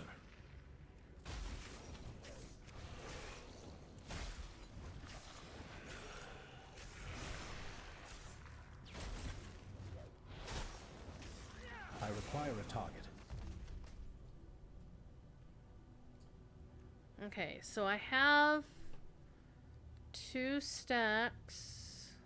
Don't I? Have 2 stacks of boar meat? Yeah, right here. Tainted boar meat. Oh, and look, I'm in combat with the chest crust burster.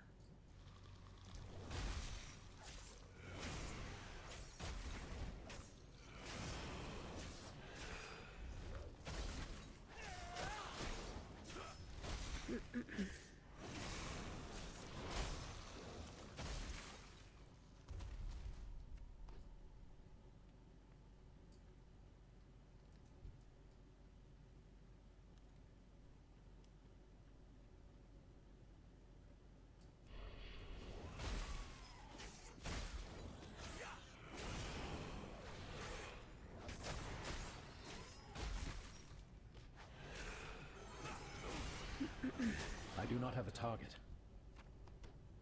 And of course, Burning Crusade is where a lot of the armor in the game started to actually look halfway Too decent. far away. They're not the best, but some of the sets you can get in Burning Crusade content were sets that they re-envisioned in Legion. I require a target.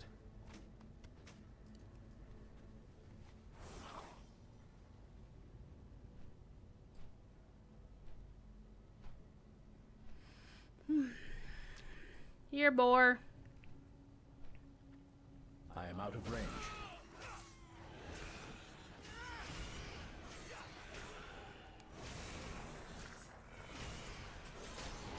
I need to target something first.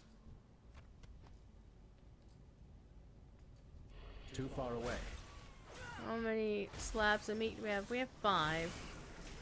There's no guarantee that if I use 5 that they'll actually be useful. Target. Let's see. Oh, hey. I've got gauntlets. Let's use those. And because you must always look fine. That's not what I want to do. Come here, you. Francis, lucky doos and loot. Lucky doos and loot. Farewell, friend of the Grummels. Farewell, friend of the Grummels. Okay, so I have 6 pieces of meat. So I need a minimum of 2 more. So let's go find some more boars. It's all very boring.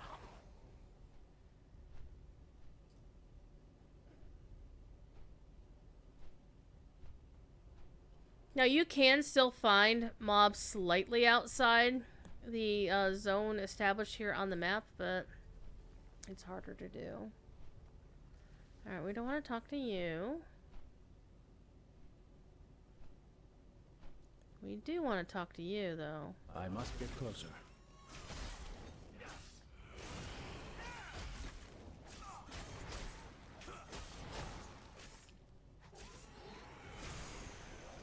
I require a target. Alright, 7 pieces of meat.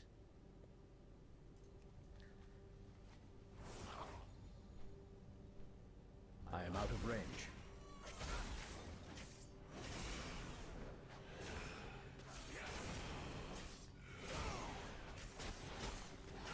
I need to target something first.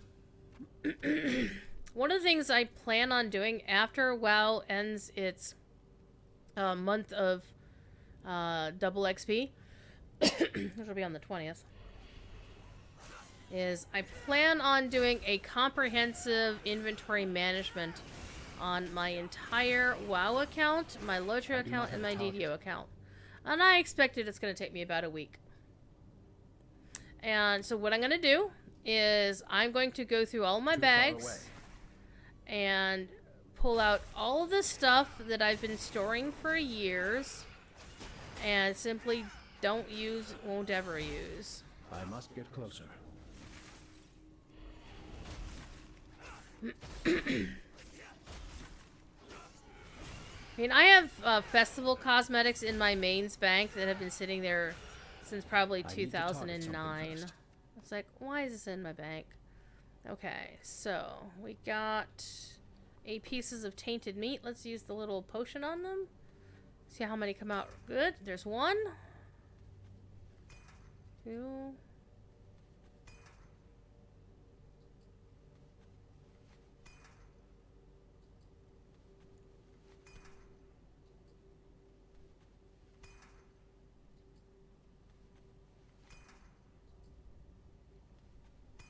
Woo, we got them all in the first try. Nice. Alright, so again, we're not turning in our quest. Not yet. I'm going to go do some more quests. This one? We'll go do this one.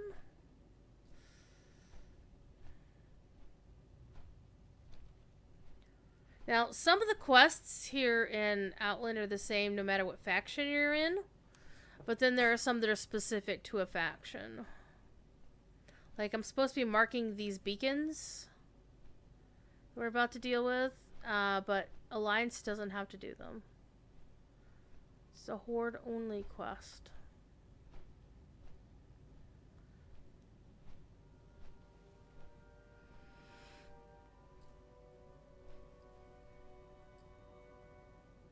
Where is it? It's over here.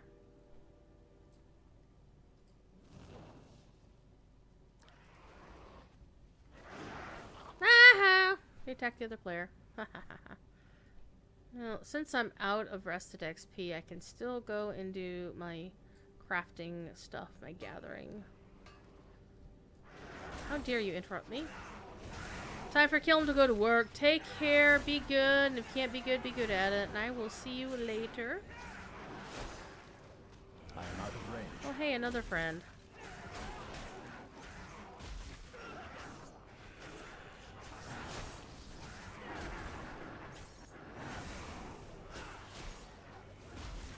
I require a target.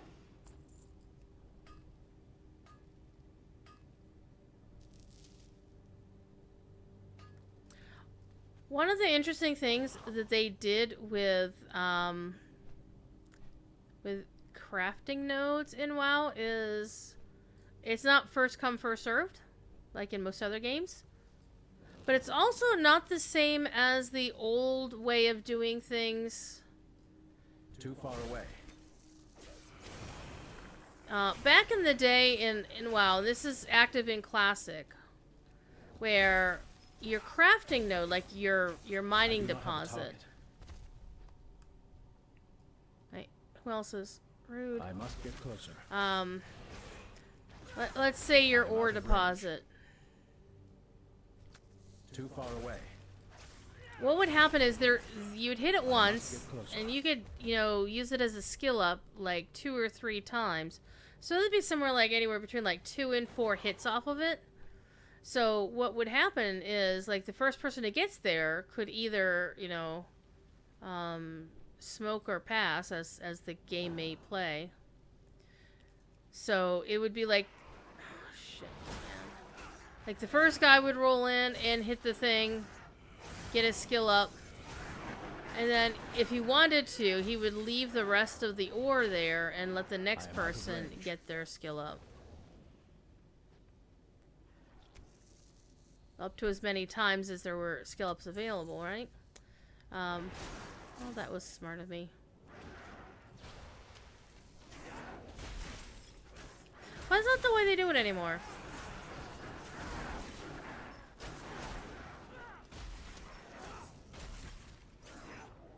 Too far away. I require a target. I must get closer. I am out of range.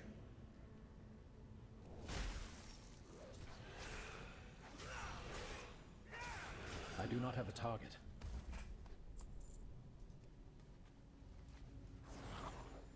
Okay, so those have been done.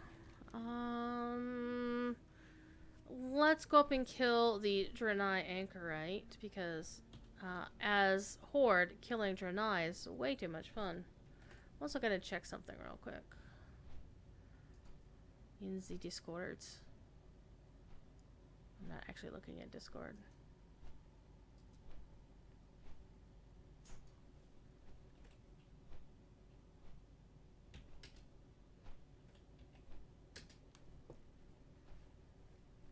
Because it's Wednesday, so it's always Bug Cordovan Day.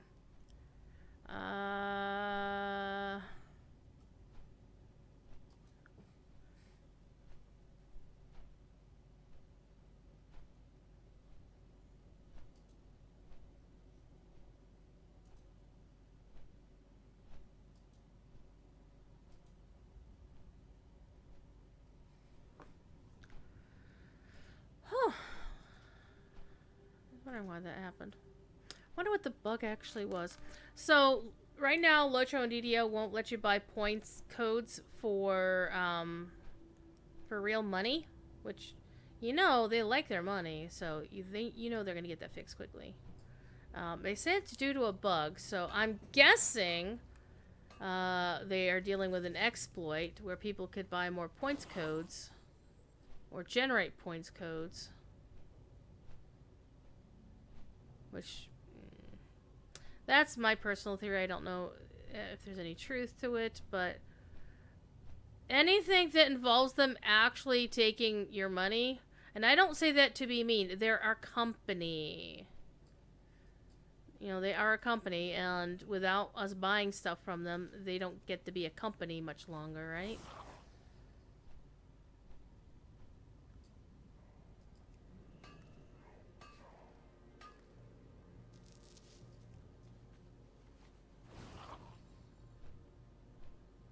Okay, where's the Draenei Anchorite?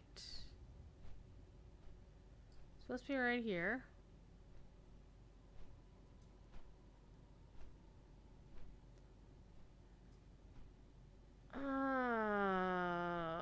Okay. Well, first of all, we're gonna clear the area, and then we'll drop the signaling crystal.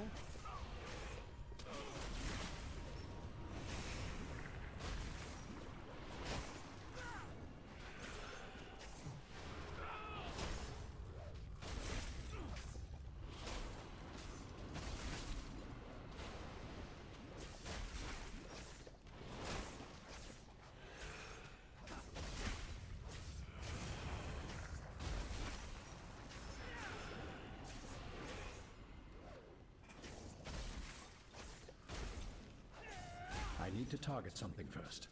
Okay. Requires the altar of Agonar, which is up there. I wonder why the thing said to go down here. Oh. But now all of a sudden this makes this thing Too far away. Sense.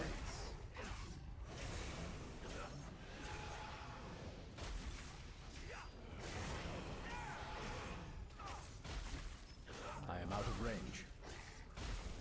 I require a target. Of course, this being the corpse of Agonar. Still requires the altar, which the altar's over here, so.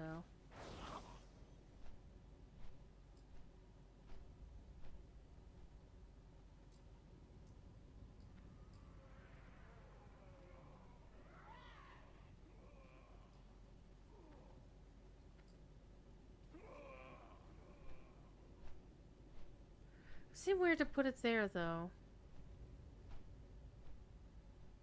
No, there's an altar here somewhere. There's the altar of Agonar. That's what I was looking for.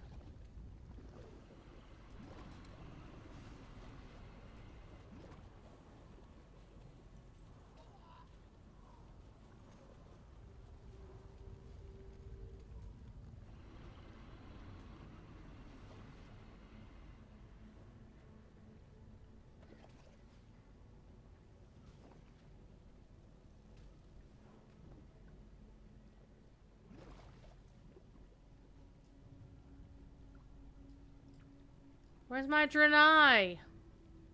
There he is. There's a whole bunch of them. I need to target something first.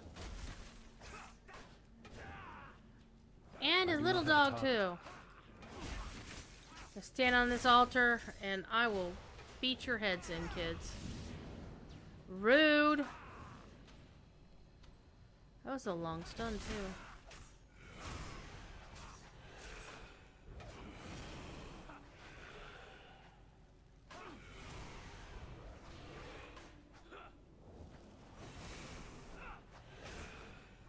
I need to target something first.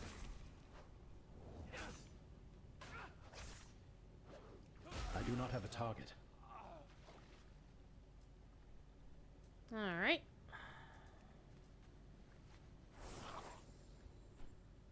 Testing the antidote. Alright. Oh, this quest is actually kind of fun.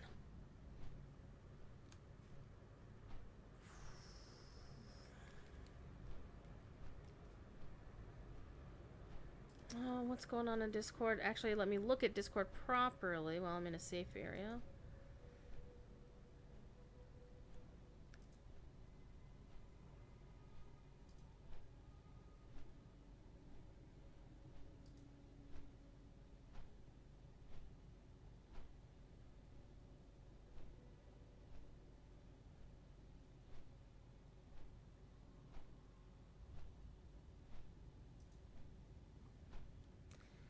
Alright. Shenanigans going on in the real world. Let's get back to killing things in a fake world. So let's go find a hulking hellboar. I'm gonna administer an antidote and watch what happens. This will be fun. I must get closer. And it turns into Dread Tusk! Ah!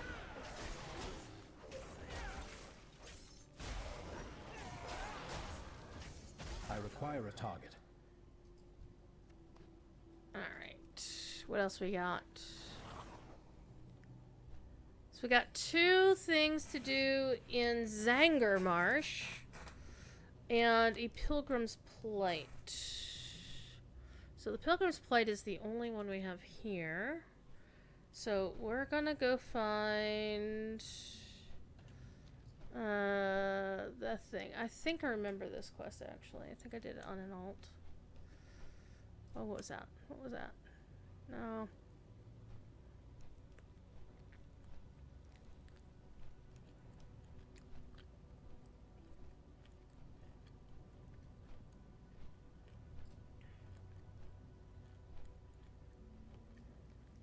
Must not stop for crafting mats.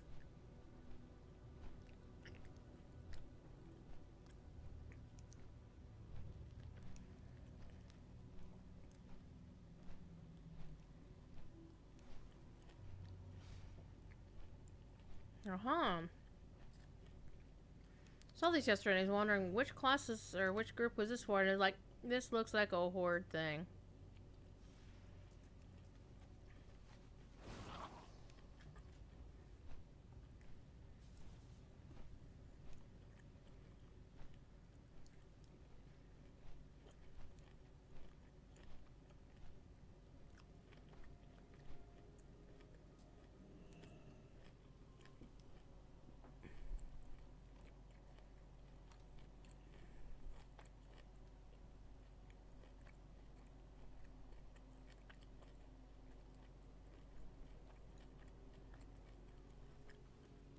Okay.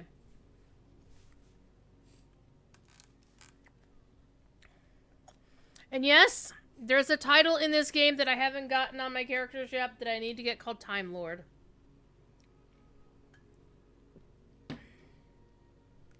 I need it. I need it so bad. Especially on my characters named Phoenix. Which I have one. Well, technically I have two. Technically I have three, but one of them is on the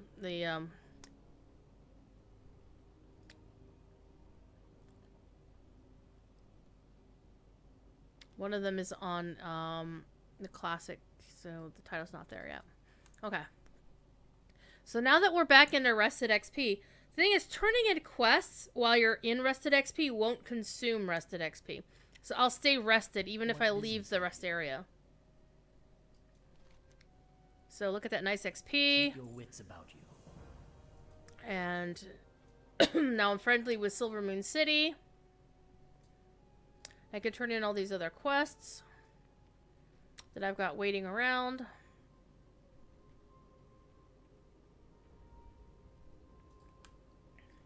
We will persevere.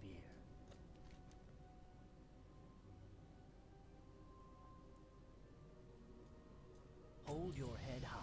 Ding! 74!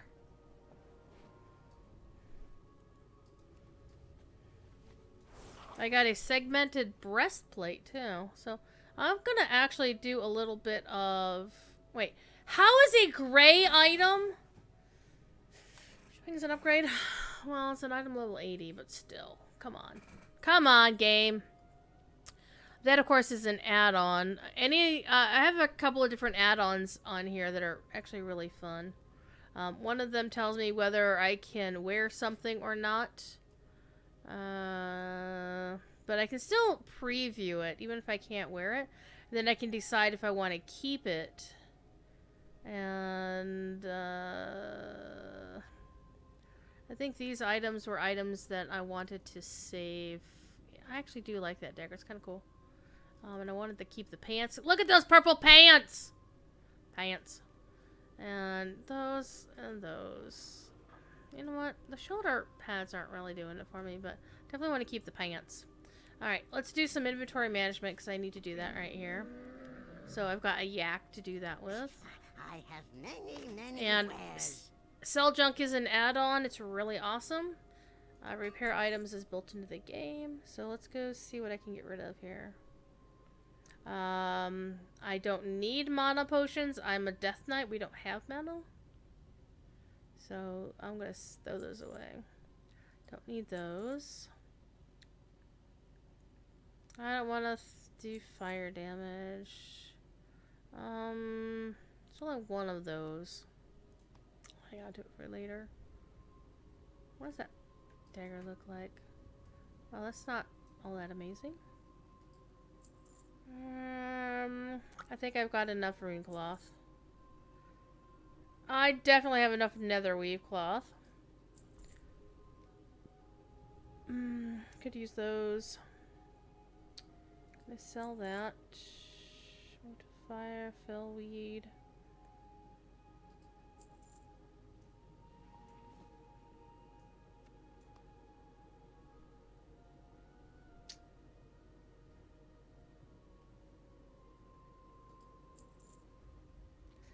I like the Shadowstone pick as a concept, but even though it's flagged as an upgrade,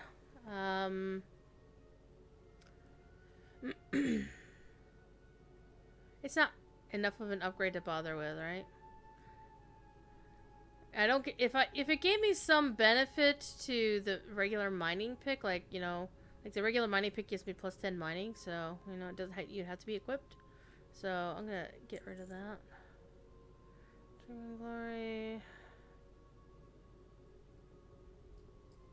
Get rid of those. What does that look like?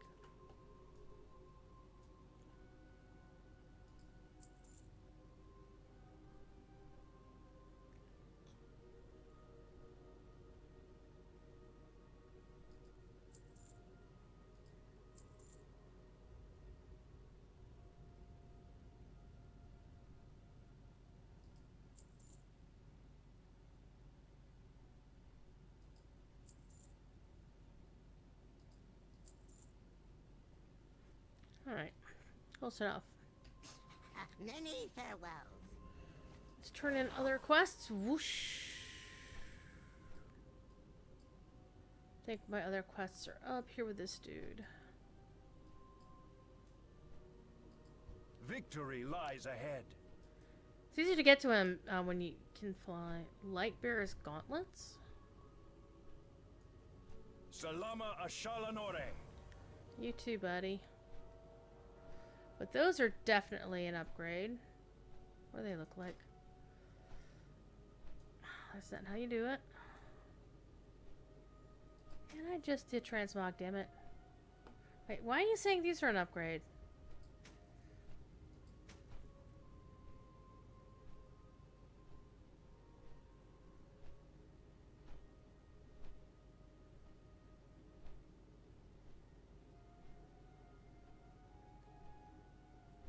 Oh, go home. Wow, you're drunk. Actually, I don't think it's WoW. I think it's the plugin that's, or the add-on that's drunk. Okay, this one, I was like, why is there a quest ring here?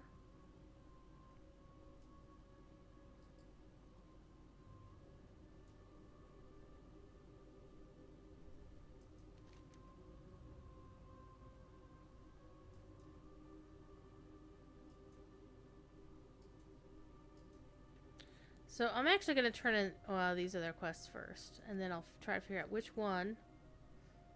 Oh, this one. I need to find Magister Elitus, which, oh, if I remember correctly, there it is. There's our Magister. Hello, Magister. Hi. Victory lies ahead. Time is of the essence. Face me, you scoundrel.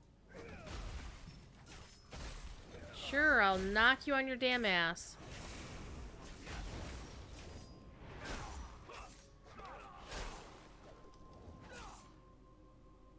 Ha! And still hasn't given up my rusted XP. You don't want any trouble? His mistress is Viera Sun Whisperer. Stay the course. So we've got Blood Elf romance has gone wrong. Ugh. Wait a minute. Why am I flagged for PvP? I'm not flagged for... I don't want to be flagged for PvP. The dark times will pass.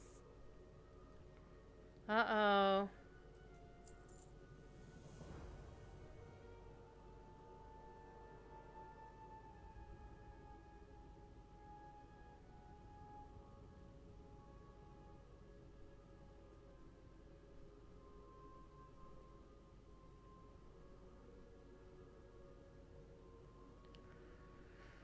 Alrighty. Apparently we're gonna go... Wait a minute, where are we going? Oh, I have to go get some booze from Zangermarsh. Let's see, where are my other... Not that. Let me go turn in these quests over here.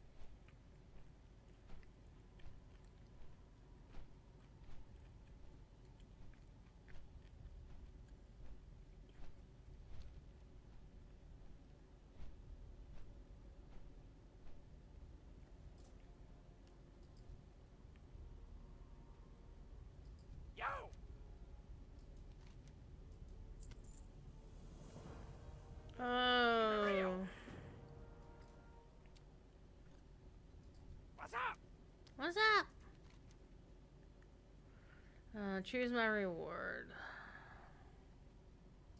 Neither of these actually do anything for me. I just choose the one. Give me more money. So I still have one more quest to do. It's not one of my favorites either. Because it takes so long to get the buzzard wings.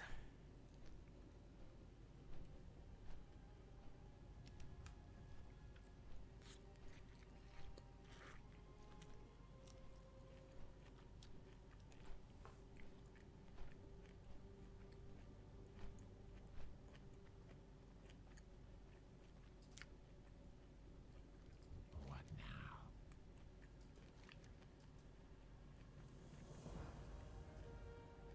Victory for Sylvanas. Oh, fuck Sylvanas. Blood and thunder.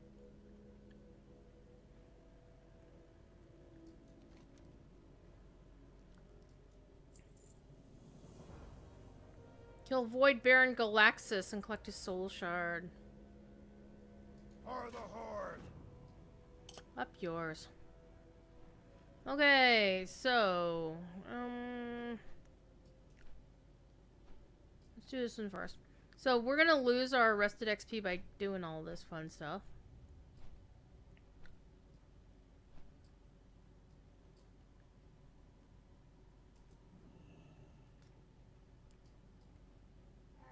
I am out of range. I'm sorry, I need your Alliance Siege Tower. Even though it's not really yours. I need to target something first.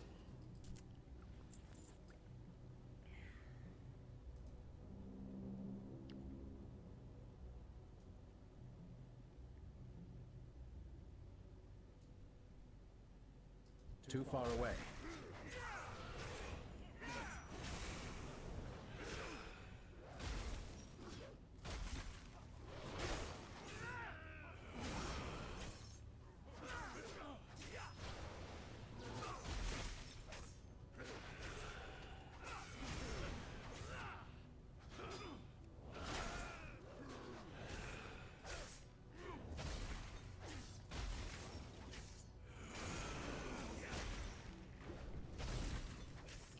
I require a target. One of my favorite things to do as a Death Knight is, like, I beat up a foe bad enough that they are gonna come after me. And then they start running away. Because like, oh shit, I'm about to die, I'm gonna run away! Well, hello.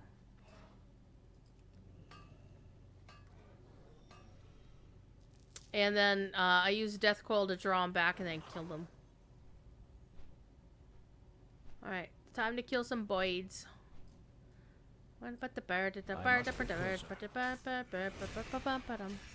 so I need 12 plump blizzard buzzard wings. And they don't drop too frequently, which kind of bites.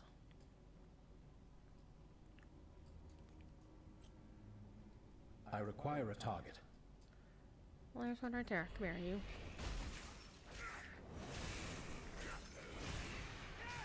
And what's going to happen is I'll go back to one of the two rest areas that are in this zone before I turn it in any of these quests. So there's going to be a little bit of back and forth traveling. And one of the other things is it's been more than half an hour since I've been logged in, so my 10% XP boost from the Dark Moon Fair is gone. I could go back to the Dark Moon Fair and pick up a new one, but it really is a pain in the ass.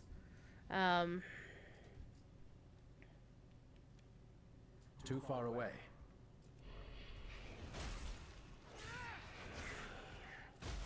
Where's my hearth set to? Thrallmar. So So I could go to Thrallmar. There is a Dark Moon Mystic there, I believe, who can then port me directly to, you know, Mulgore. I require a target. And then I just port back once I get the buff again. I'll show you how that's done. I mean, just so you can see, you know, what to do for it. I must get closer. Besides, it means we get to ride a carousel. Suppose we'll have fun riding a carousel, right? Also, one of the downsides of having not have my a game target. over on the right-hand monitor now is normally my camera is set so it looks like I'm looking at the game that I'm playing, and now I'm looking away from the game. But hopefully on Saturday this will all change, because that's when the new TV is due to be brought in, and it's also a 43-incher, so I'm gonna have to figure out what to do over here, because it's gonna be like over here. So I'm gonna do a lot of... Oh, let's listen to a terrifying sound. I'm level 74, so this mob is actually below my level. Ah! So back in the day, you didn't get flying until level 70. I am out of range. And so all you could do is ride away from the Fell Reaver, and if you hear that sound coming at you and the ground starts shaking when it steps around close, he's like, run! I need to target something first. That sound made many a neckbeard shit their pants. Too far away. And there's two of them that path around this area. I must get closer. By the area, I mean the zone. It's the Fell Reaver, man. That used to make people piss their pants. I do not have a target. And many of us would go back and kick its ass later on. Where's the other one? We may not be able to see it. Yeah, it's too far in the distance. But the other one generally paths over this way.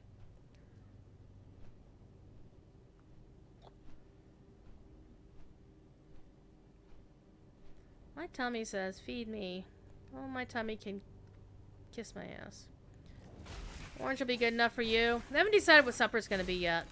I could either do spaghetti.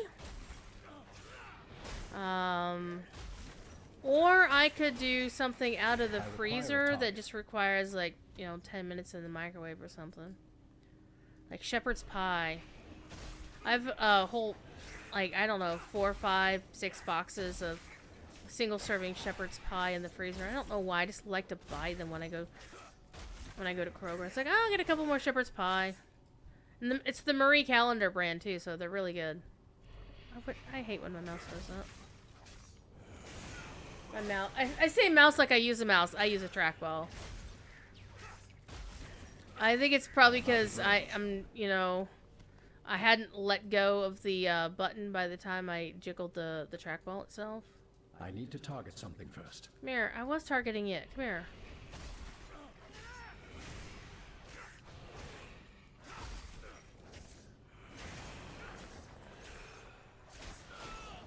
I require a target.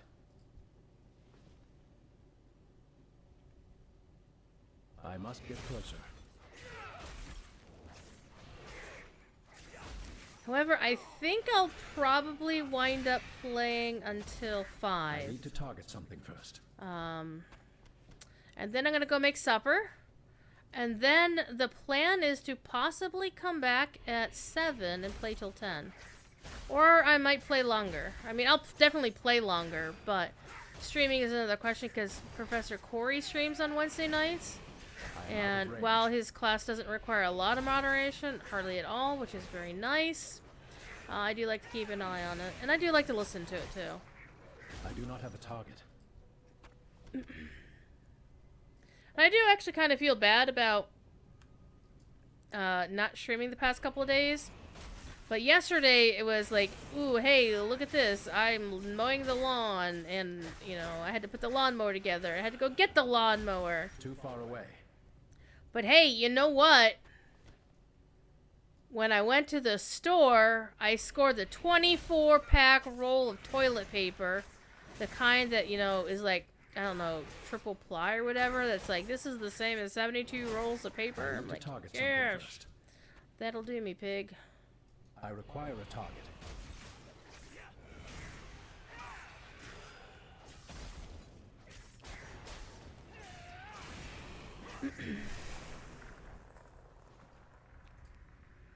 But I still have to go back to the store probably tomorrow afternoon or noonish, because Thursday is Kroger Fried Chicken Day, and also it's the day I run out of cat food. Gushy cat food. I mean, if worse comes to worse, I could have the cats just eat kibble, because dry kibble, because they can, but they like their daily dry or their wet gushy food, like just a can for the 4 kittens. Well, and I say kittens, they're basically young adult cats. They're all like 2 and 3 years old now. And Thiefy likes his smaller can of food. I finally found out the one that Thiefy likes the most. So instead of buying like, I do not have a target. 5 or 6 different kinds of wet food for him. I mean, the other cats, they don't give a shit. They'll just eat whatever's a gushy food. But Thiefy he's old, he's crotchety. He's probably sitting right beside me. I require a target. He is. Hi. He's talking about you. He's curled up on his chair. Hi, meow. I need 2 more. Give me your wings.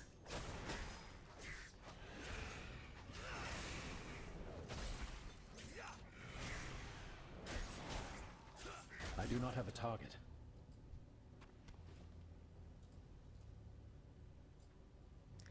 The only thing I really need most of all from the store besides Thiefy food is I need I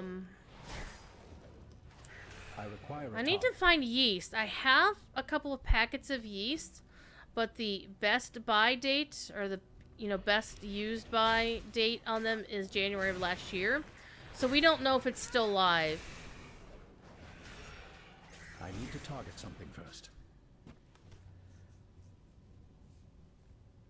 I have found the mythical toilet paper. I know, right? Okay, come on, burbs. See how far away you can see the Fell Reaver? Like, way the hell over there? It's like half the zone away and you can see him.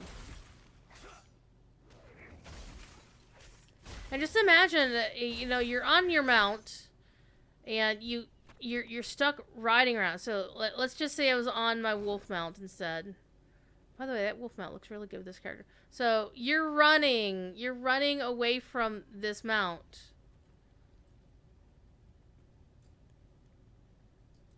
And you're running away from that guy and hope he doesn't squish you flat. So flying makes it a lot easier to get away from the Fell Reaver. But, of course, that assumes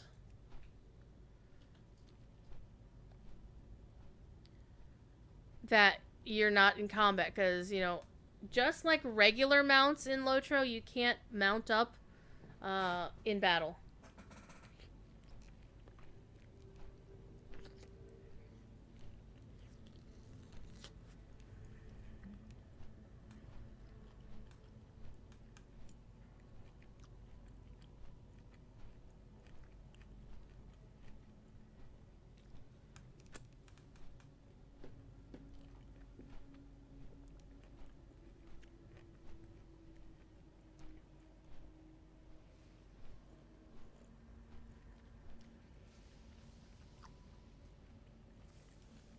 Yes, there's nothing there.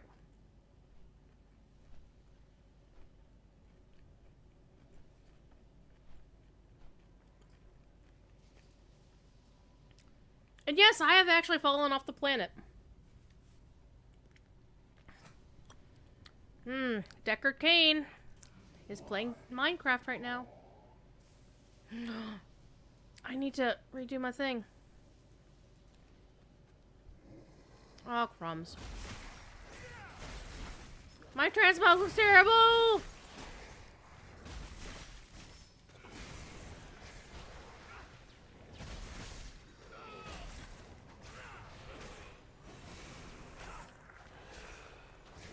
I require a target. I require a transmog fix. Because I forgot to fix my mog. Shop, browse.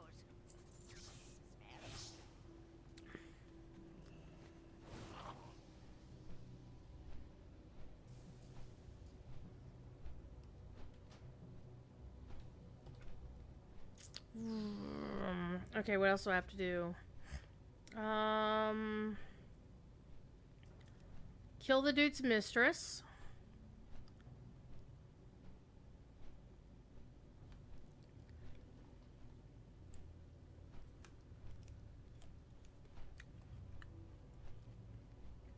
I think what we're gonna do though is we're gonna clean up these quests over here.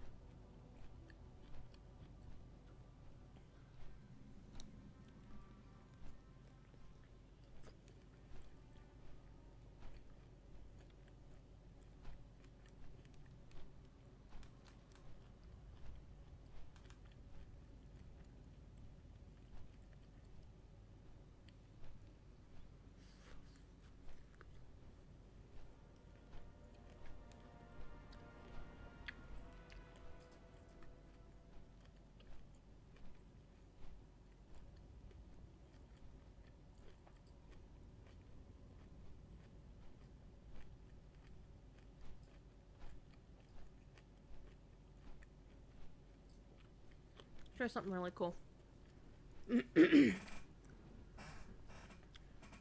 So this is Outland. The remains of planet Draenor. However, you can actually look at Draenor as it used to be. Now, of all these places, Tanan Jungle is basically Hellfire Peninsula.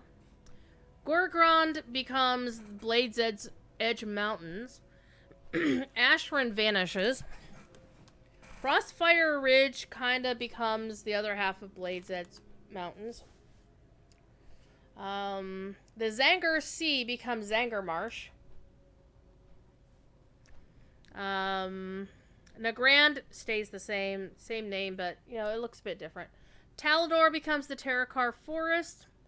The Spires of Arak pretty much becomes Skedis, which is a section of the Terrakar Forest. But Shadow Moon Valley is the one that makes me the most angry.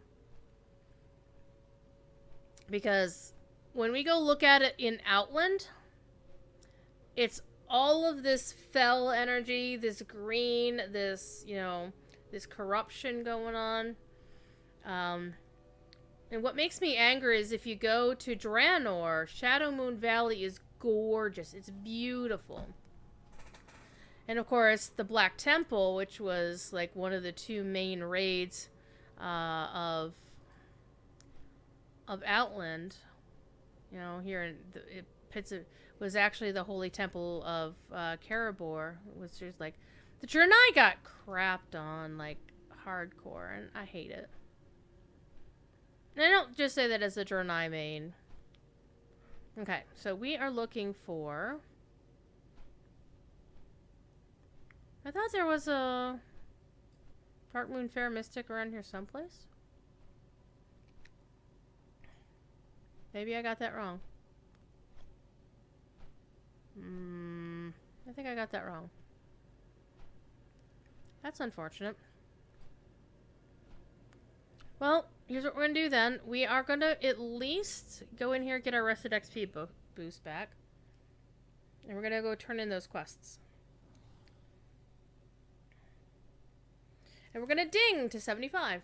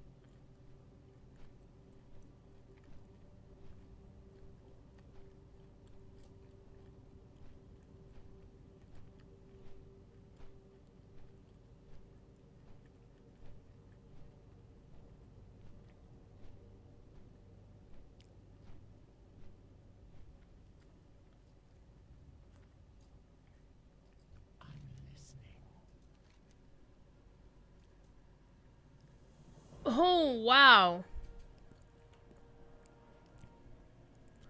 I am literally less than 100 XP from digging. Remember, patience, discipline.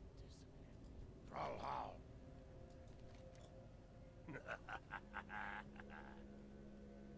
3 and 2.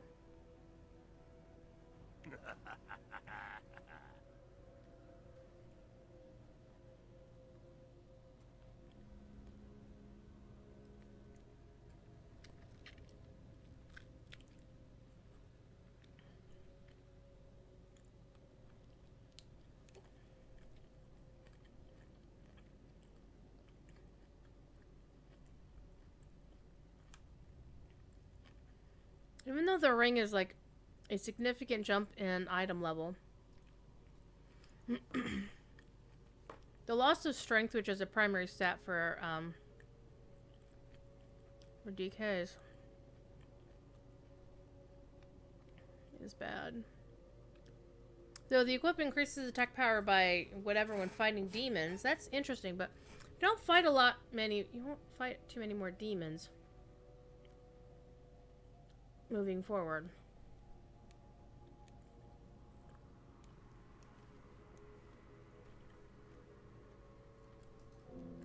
Hmm.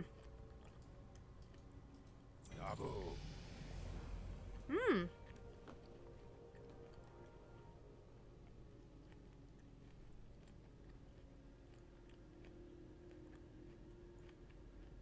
Hmm.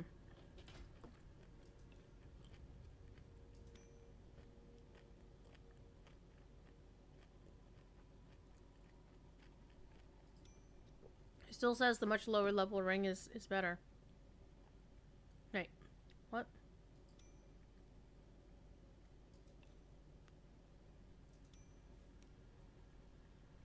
Oh, what talent point do I want to use?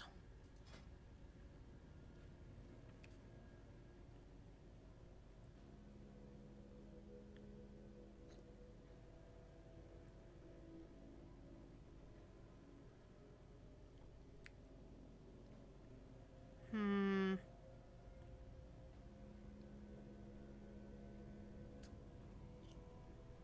I like the permafrost option. Gonna go play Lotro with Sanswindow. Take it easy, Guarendes. Oh, hey, Guarendes, could you ask, I noticed that somebody, with the Twitch handle of Girls of Middle Earth had followed the Signa Mu channel. I just want to know if that's any of you folks, because it seemed mighty sketch to me. It seems sketch.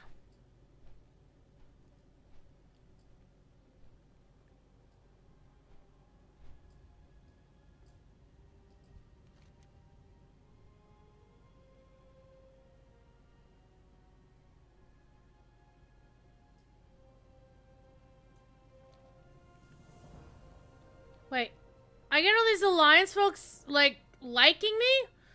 Man, I didn't get this if I was playing a Horde. I didn't get this quest as playing Alliance.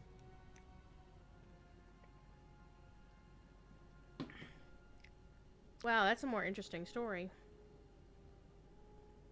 As always, Horde gets the cool story. What am I getting wave to?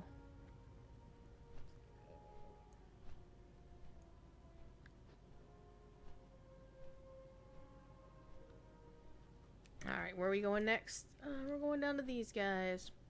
I noticed the Fell Reavers hanging out.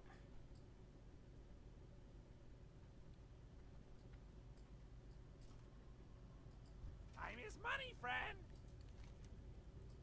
Hurry back. Alright, we're done there. Alright, we've done those quests.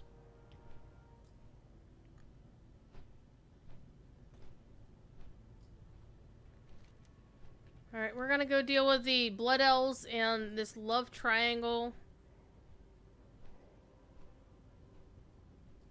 Once and for all.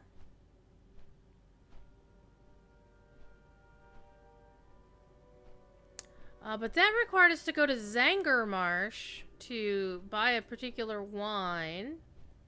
Let me see if I remember what wine it was.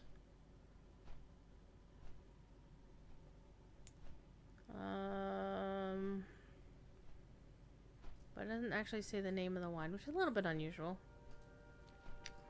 Alright, well, let's go get us some wine.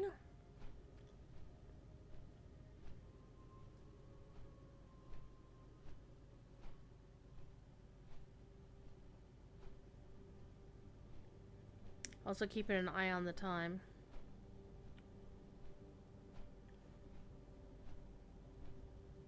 But since we're on our way, we'll turn in the quest over here too. Actually, we got 2 quests. We've got this one to turn in. 9 and 96. Go in peace. There we go. What you got for me, kid?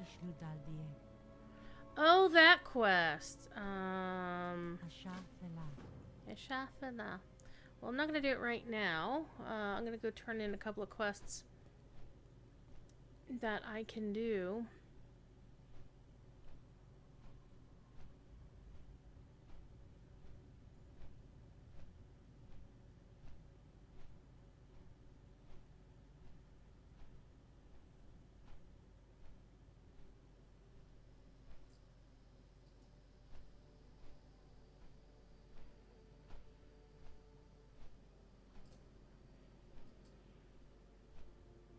What brings you here? Hold that thought, kiddo. I will do those quests later this evening, but first of all I need to come in here and talk to the innkeeper, who is named after a WoW dev named Corey Stockton. Okay, so where is the wine? This one, Cenarian Spirits. I'm fairly sure that's what the quest calls for.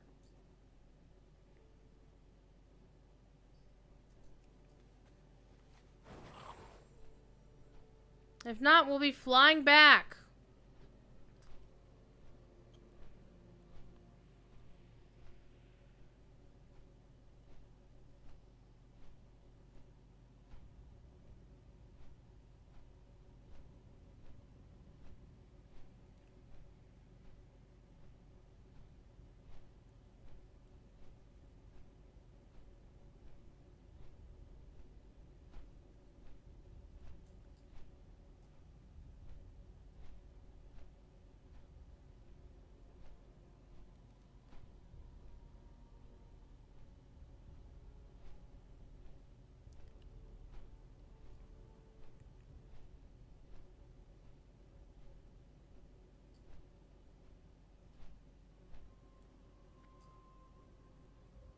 Baladash Malanore. Hey, I got it. Alright.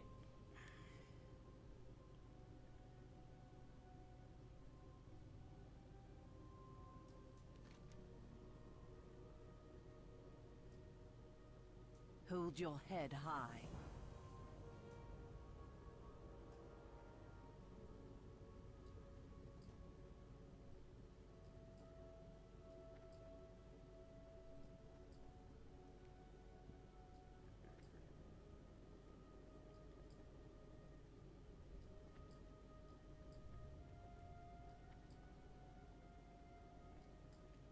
And her cat, Twinkle.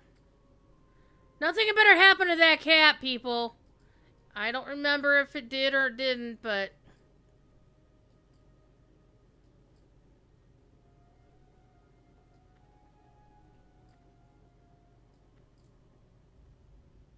The dark times will pass.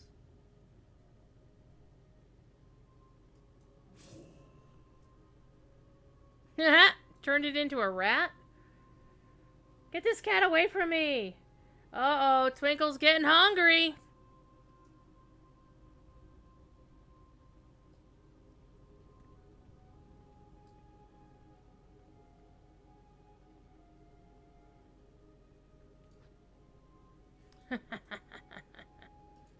Little bit of revenge.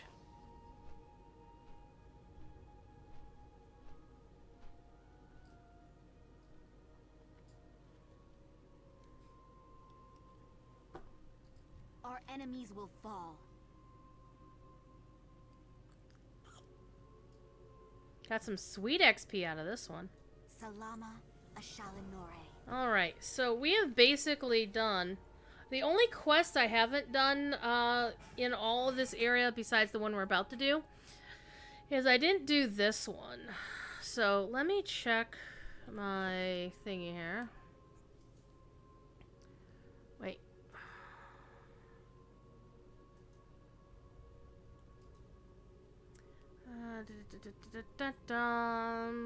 Even though these are already completed, it will still show that I've done them. So the only one I haven't done is the Cenarian Post one, because I haven't finished that last quest. So it looks like the PvP quest, again, which is the one featuring these things. Right now the stupid alliance has them. But I don't care to PvP just to get that. So it's not included in the meta, so I'm going to ignore it. But I've done every other quest for Horde in this area. We're about to do the very last one. And I think I'll let it actually... I'll turn it in without my rested XP.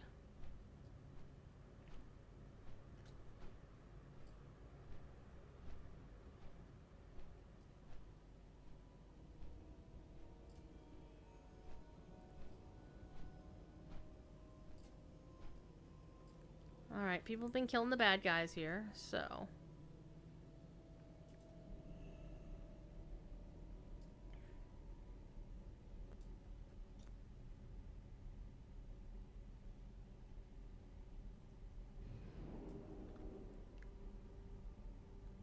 And this elf, this blood elf trader... We'll see him again if we ever do the Mechanar. The Mechanar dungeon.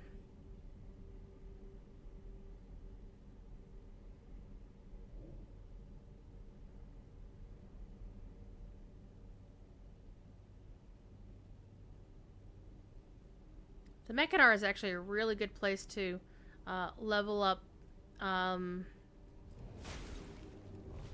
Let me bring this away from this other person here. Hi! I must get closer. How dare you stomp that poor cute panda girl.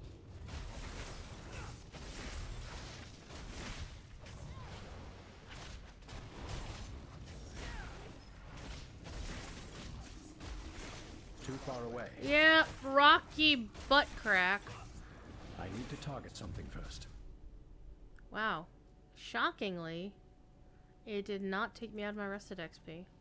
So let's go turn in the quest while we're still in that status. And then we're going to go off to Zangarmarsh. And I think that'll be a good place to close the stream, actually. I will actually take you to the Dark Moon Fair so you can see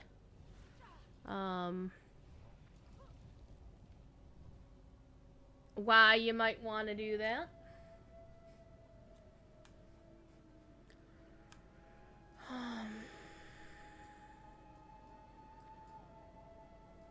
Peace be with you. The loom be with you. Woohoo! There we go. So the first thing we're going to do is we're going to actually go to Zangarmarsh, which I find actually to be one of the more peaceful sounding zones. The music is very peaceful.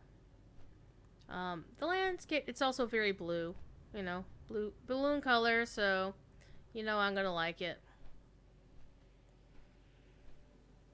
So let me pick up all the quests.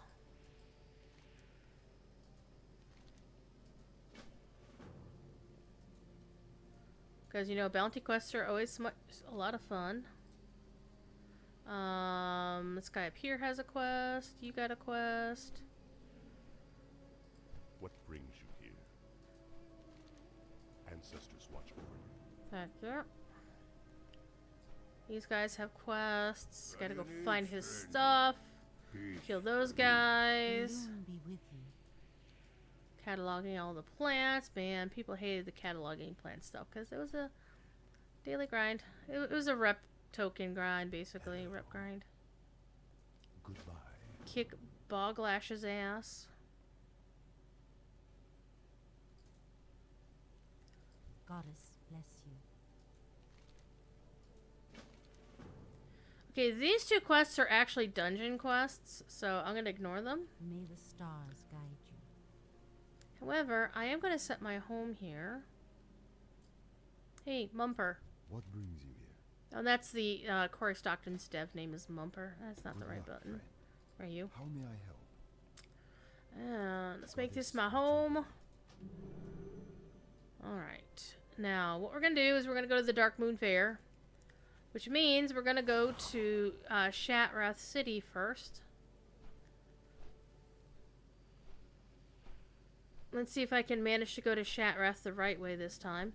The last time I flew to Shatrath, I actually went like that way through that area.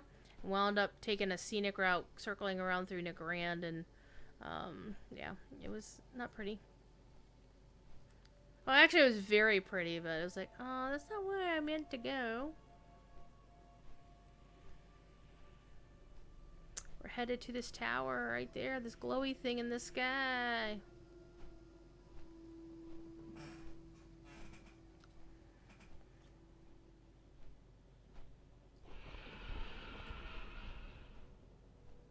That was not the Fell Reaver. That was something else. Equally terrifying. Alright, there should be, right here, a friendly mage and a not so friendly mage. What, 20 silver? Jesus. My other alts were only 10.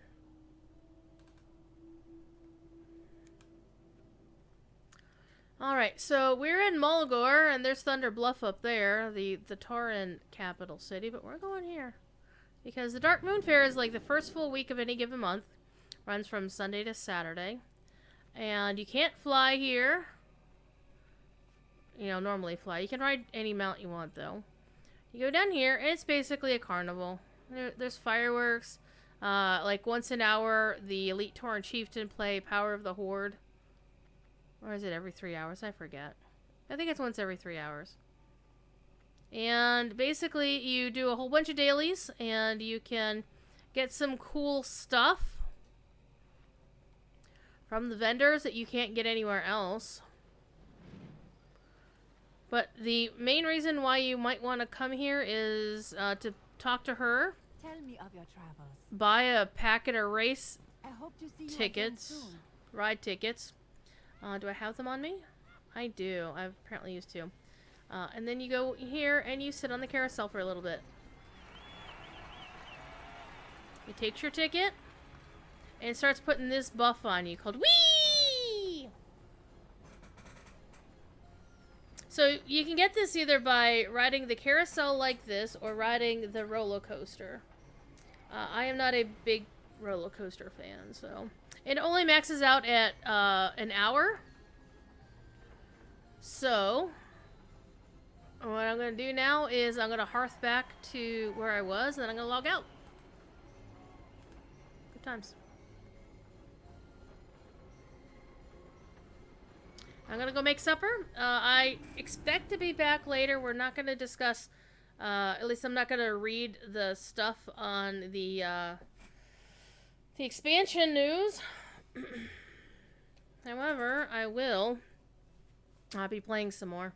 We'll be chatting, and we can talk some Lotro, some DDO, some whatever game you want to play, but I'm going to hang out here, and my buff is going to start counting down, so I'm going to log out. So, I'd like to thank you all for being here. Let's exit. And let me pull up XSplit. Oh, actually, XSplit is still here. Just pull it to the forward. There we go. So, I will be back later tonight, most likely, unless something weird happens. Otherwise, I should be streaming at some point tomorrow. And I may or may not join Sapiens on his stream Thursday night on Ithel. He and I need to have a talk first. Nothing bad. It's just I don't like having to spend more time healing than actually having fun. And he needs to get his Discord fixed. But see, nothing bad. So I will see you later, and so we'll have some more stream then. And yes, I'm going to be streaming WoW a lot, or at least playing it a lot. However, I might vary some stuff up during like a 3-hour stream playing something else. Like, obviously, the official Lotro channel on Friday will be Lotro, duh. We might play, and I'll of course play Lotro on Sapiens' stream. But, well, I shouldn't say of course, I might. But we'll see. If folks want to see something else, let me know. It's got to be a game that I have, because otherwise, you know, I can't play a game I don't have.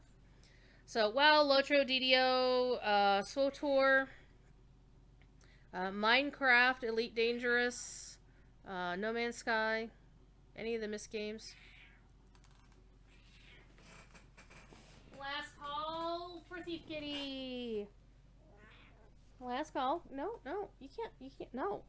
You gotta look this way. No, you gotta look this way.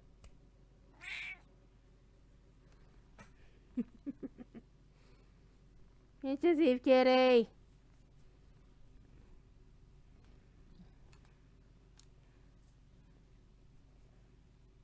Alright, so you know the drill. Be good, and if you can't be good at it. I will see you later.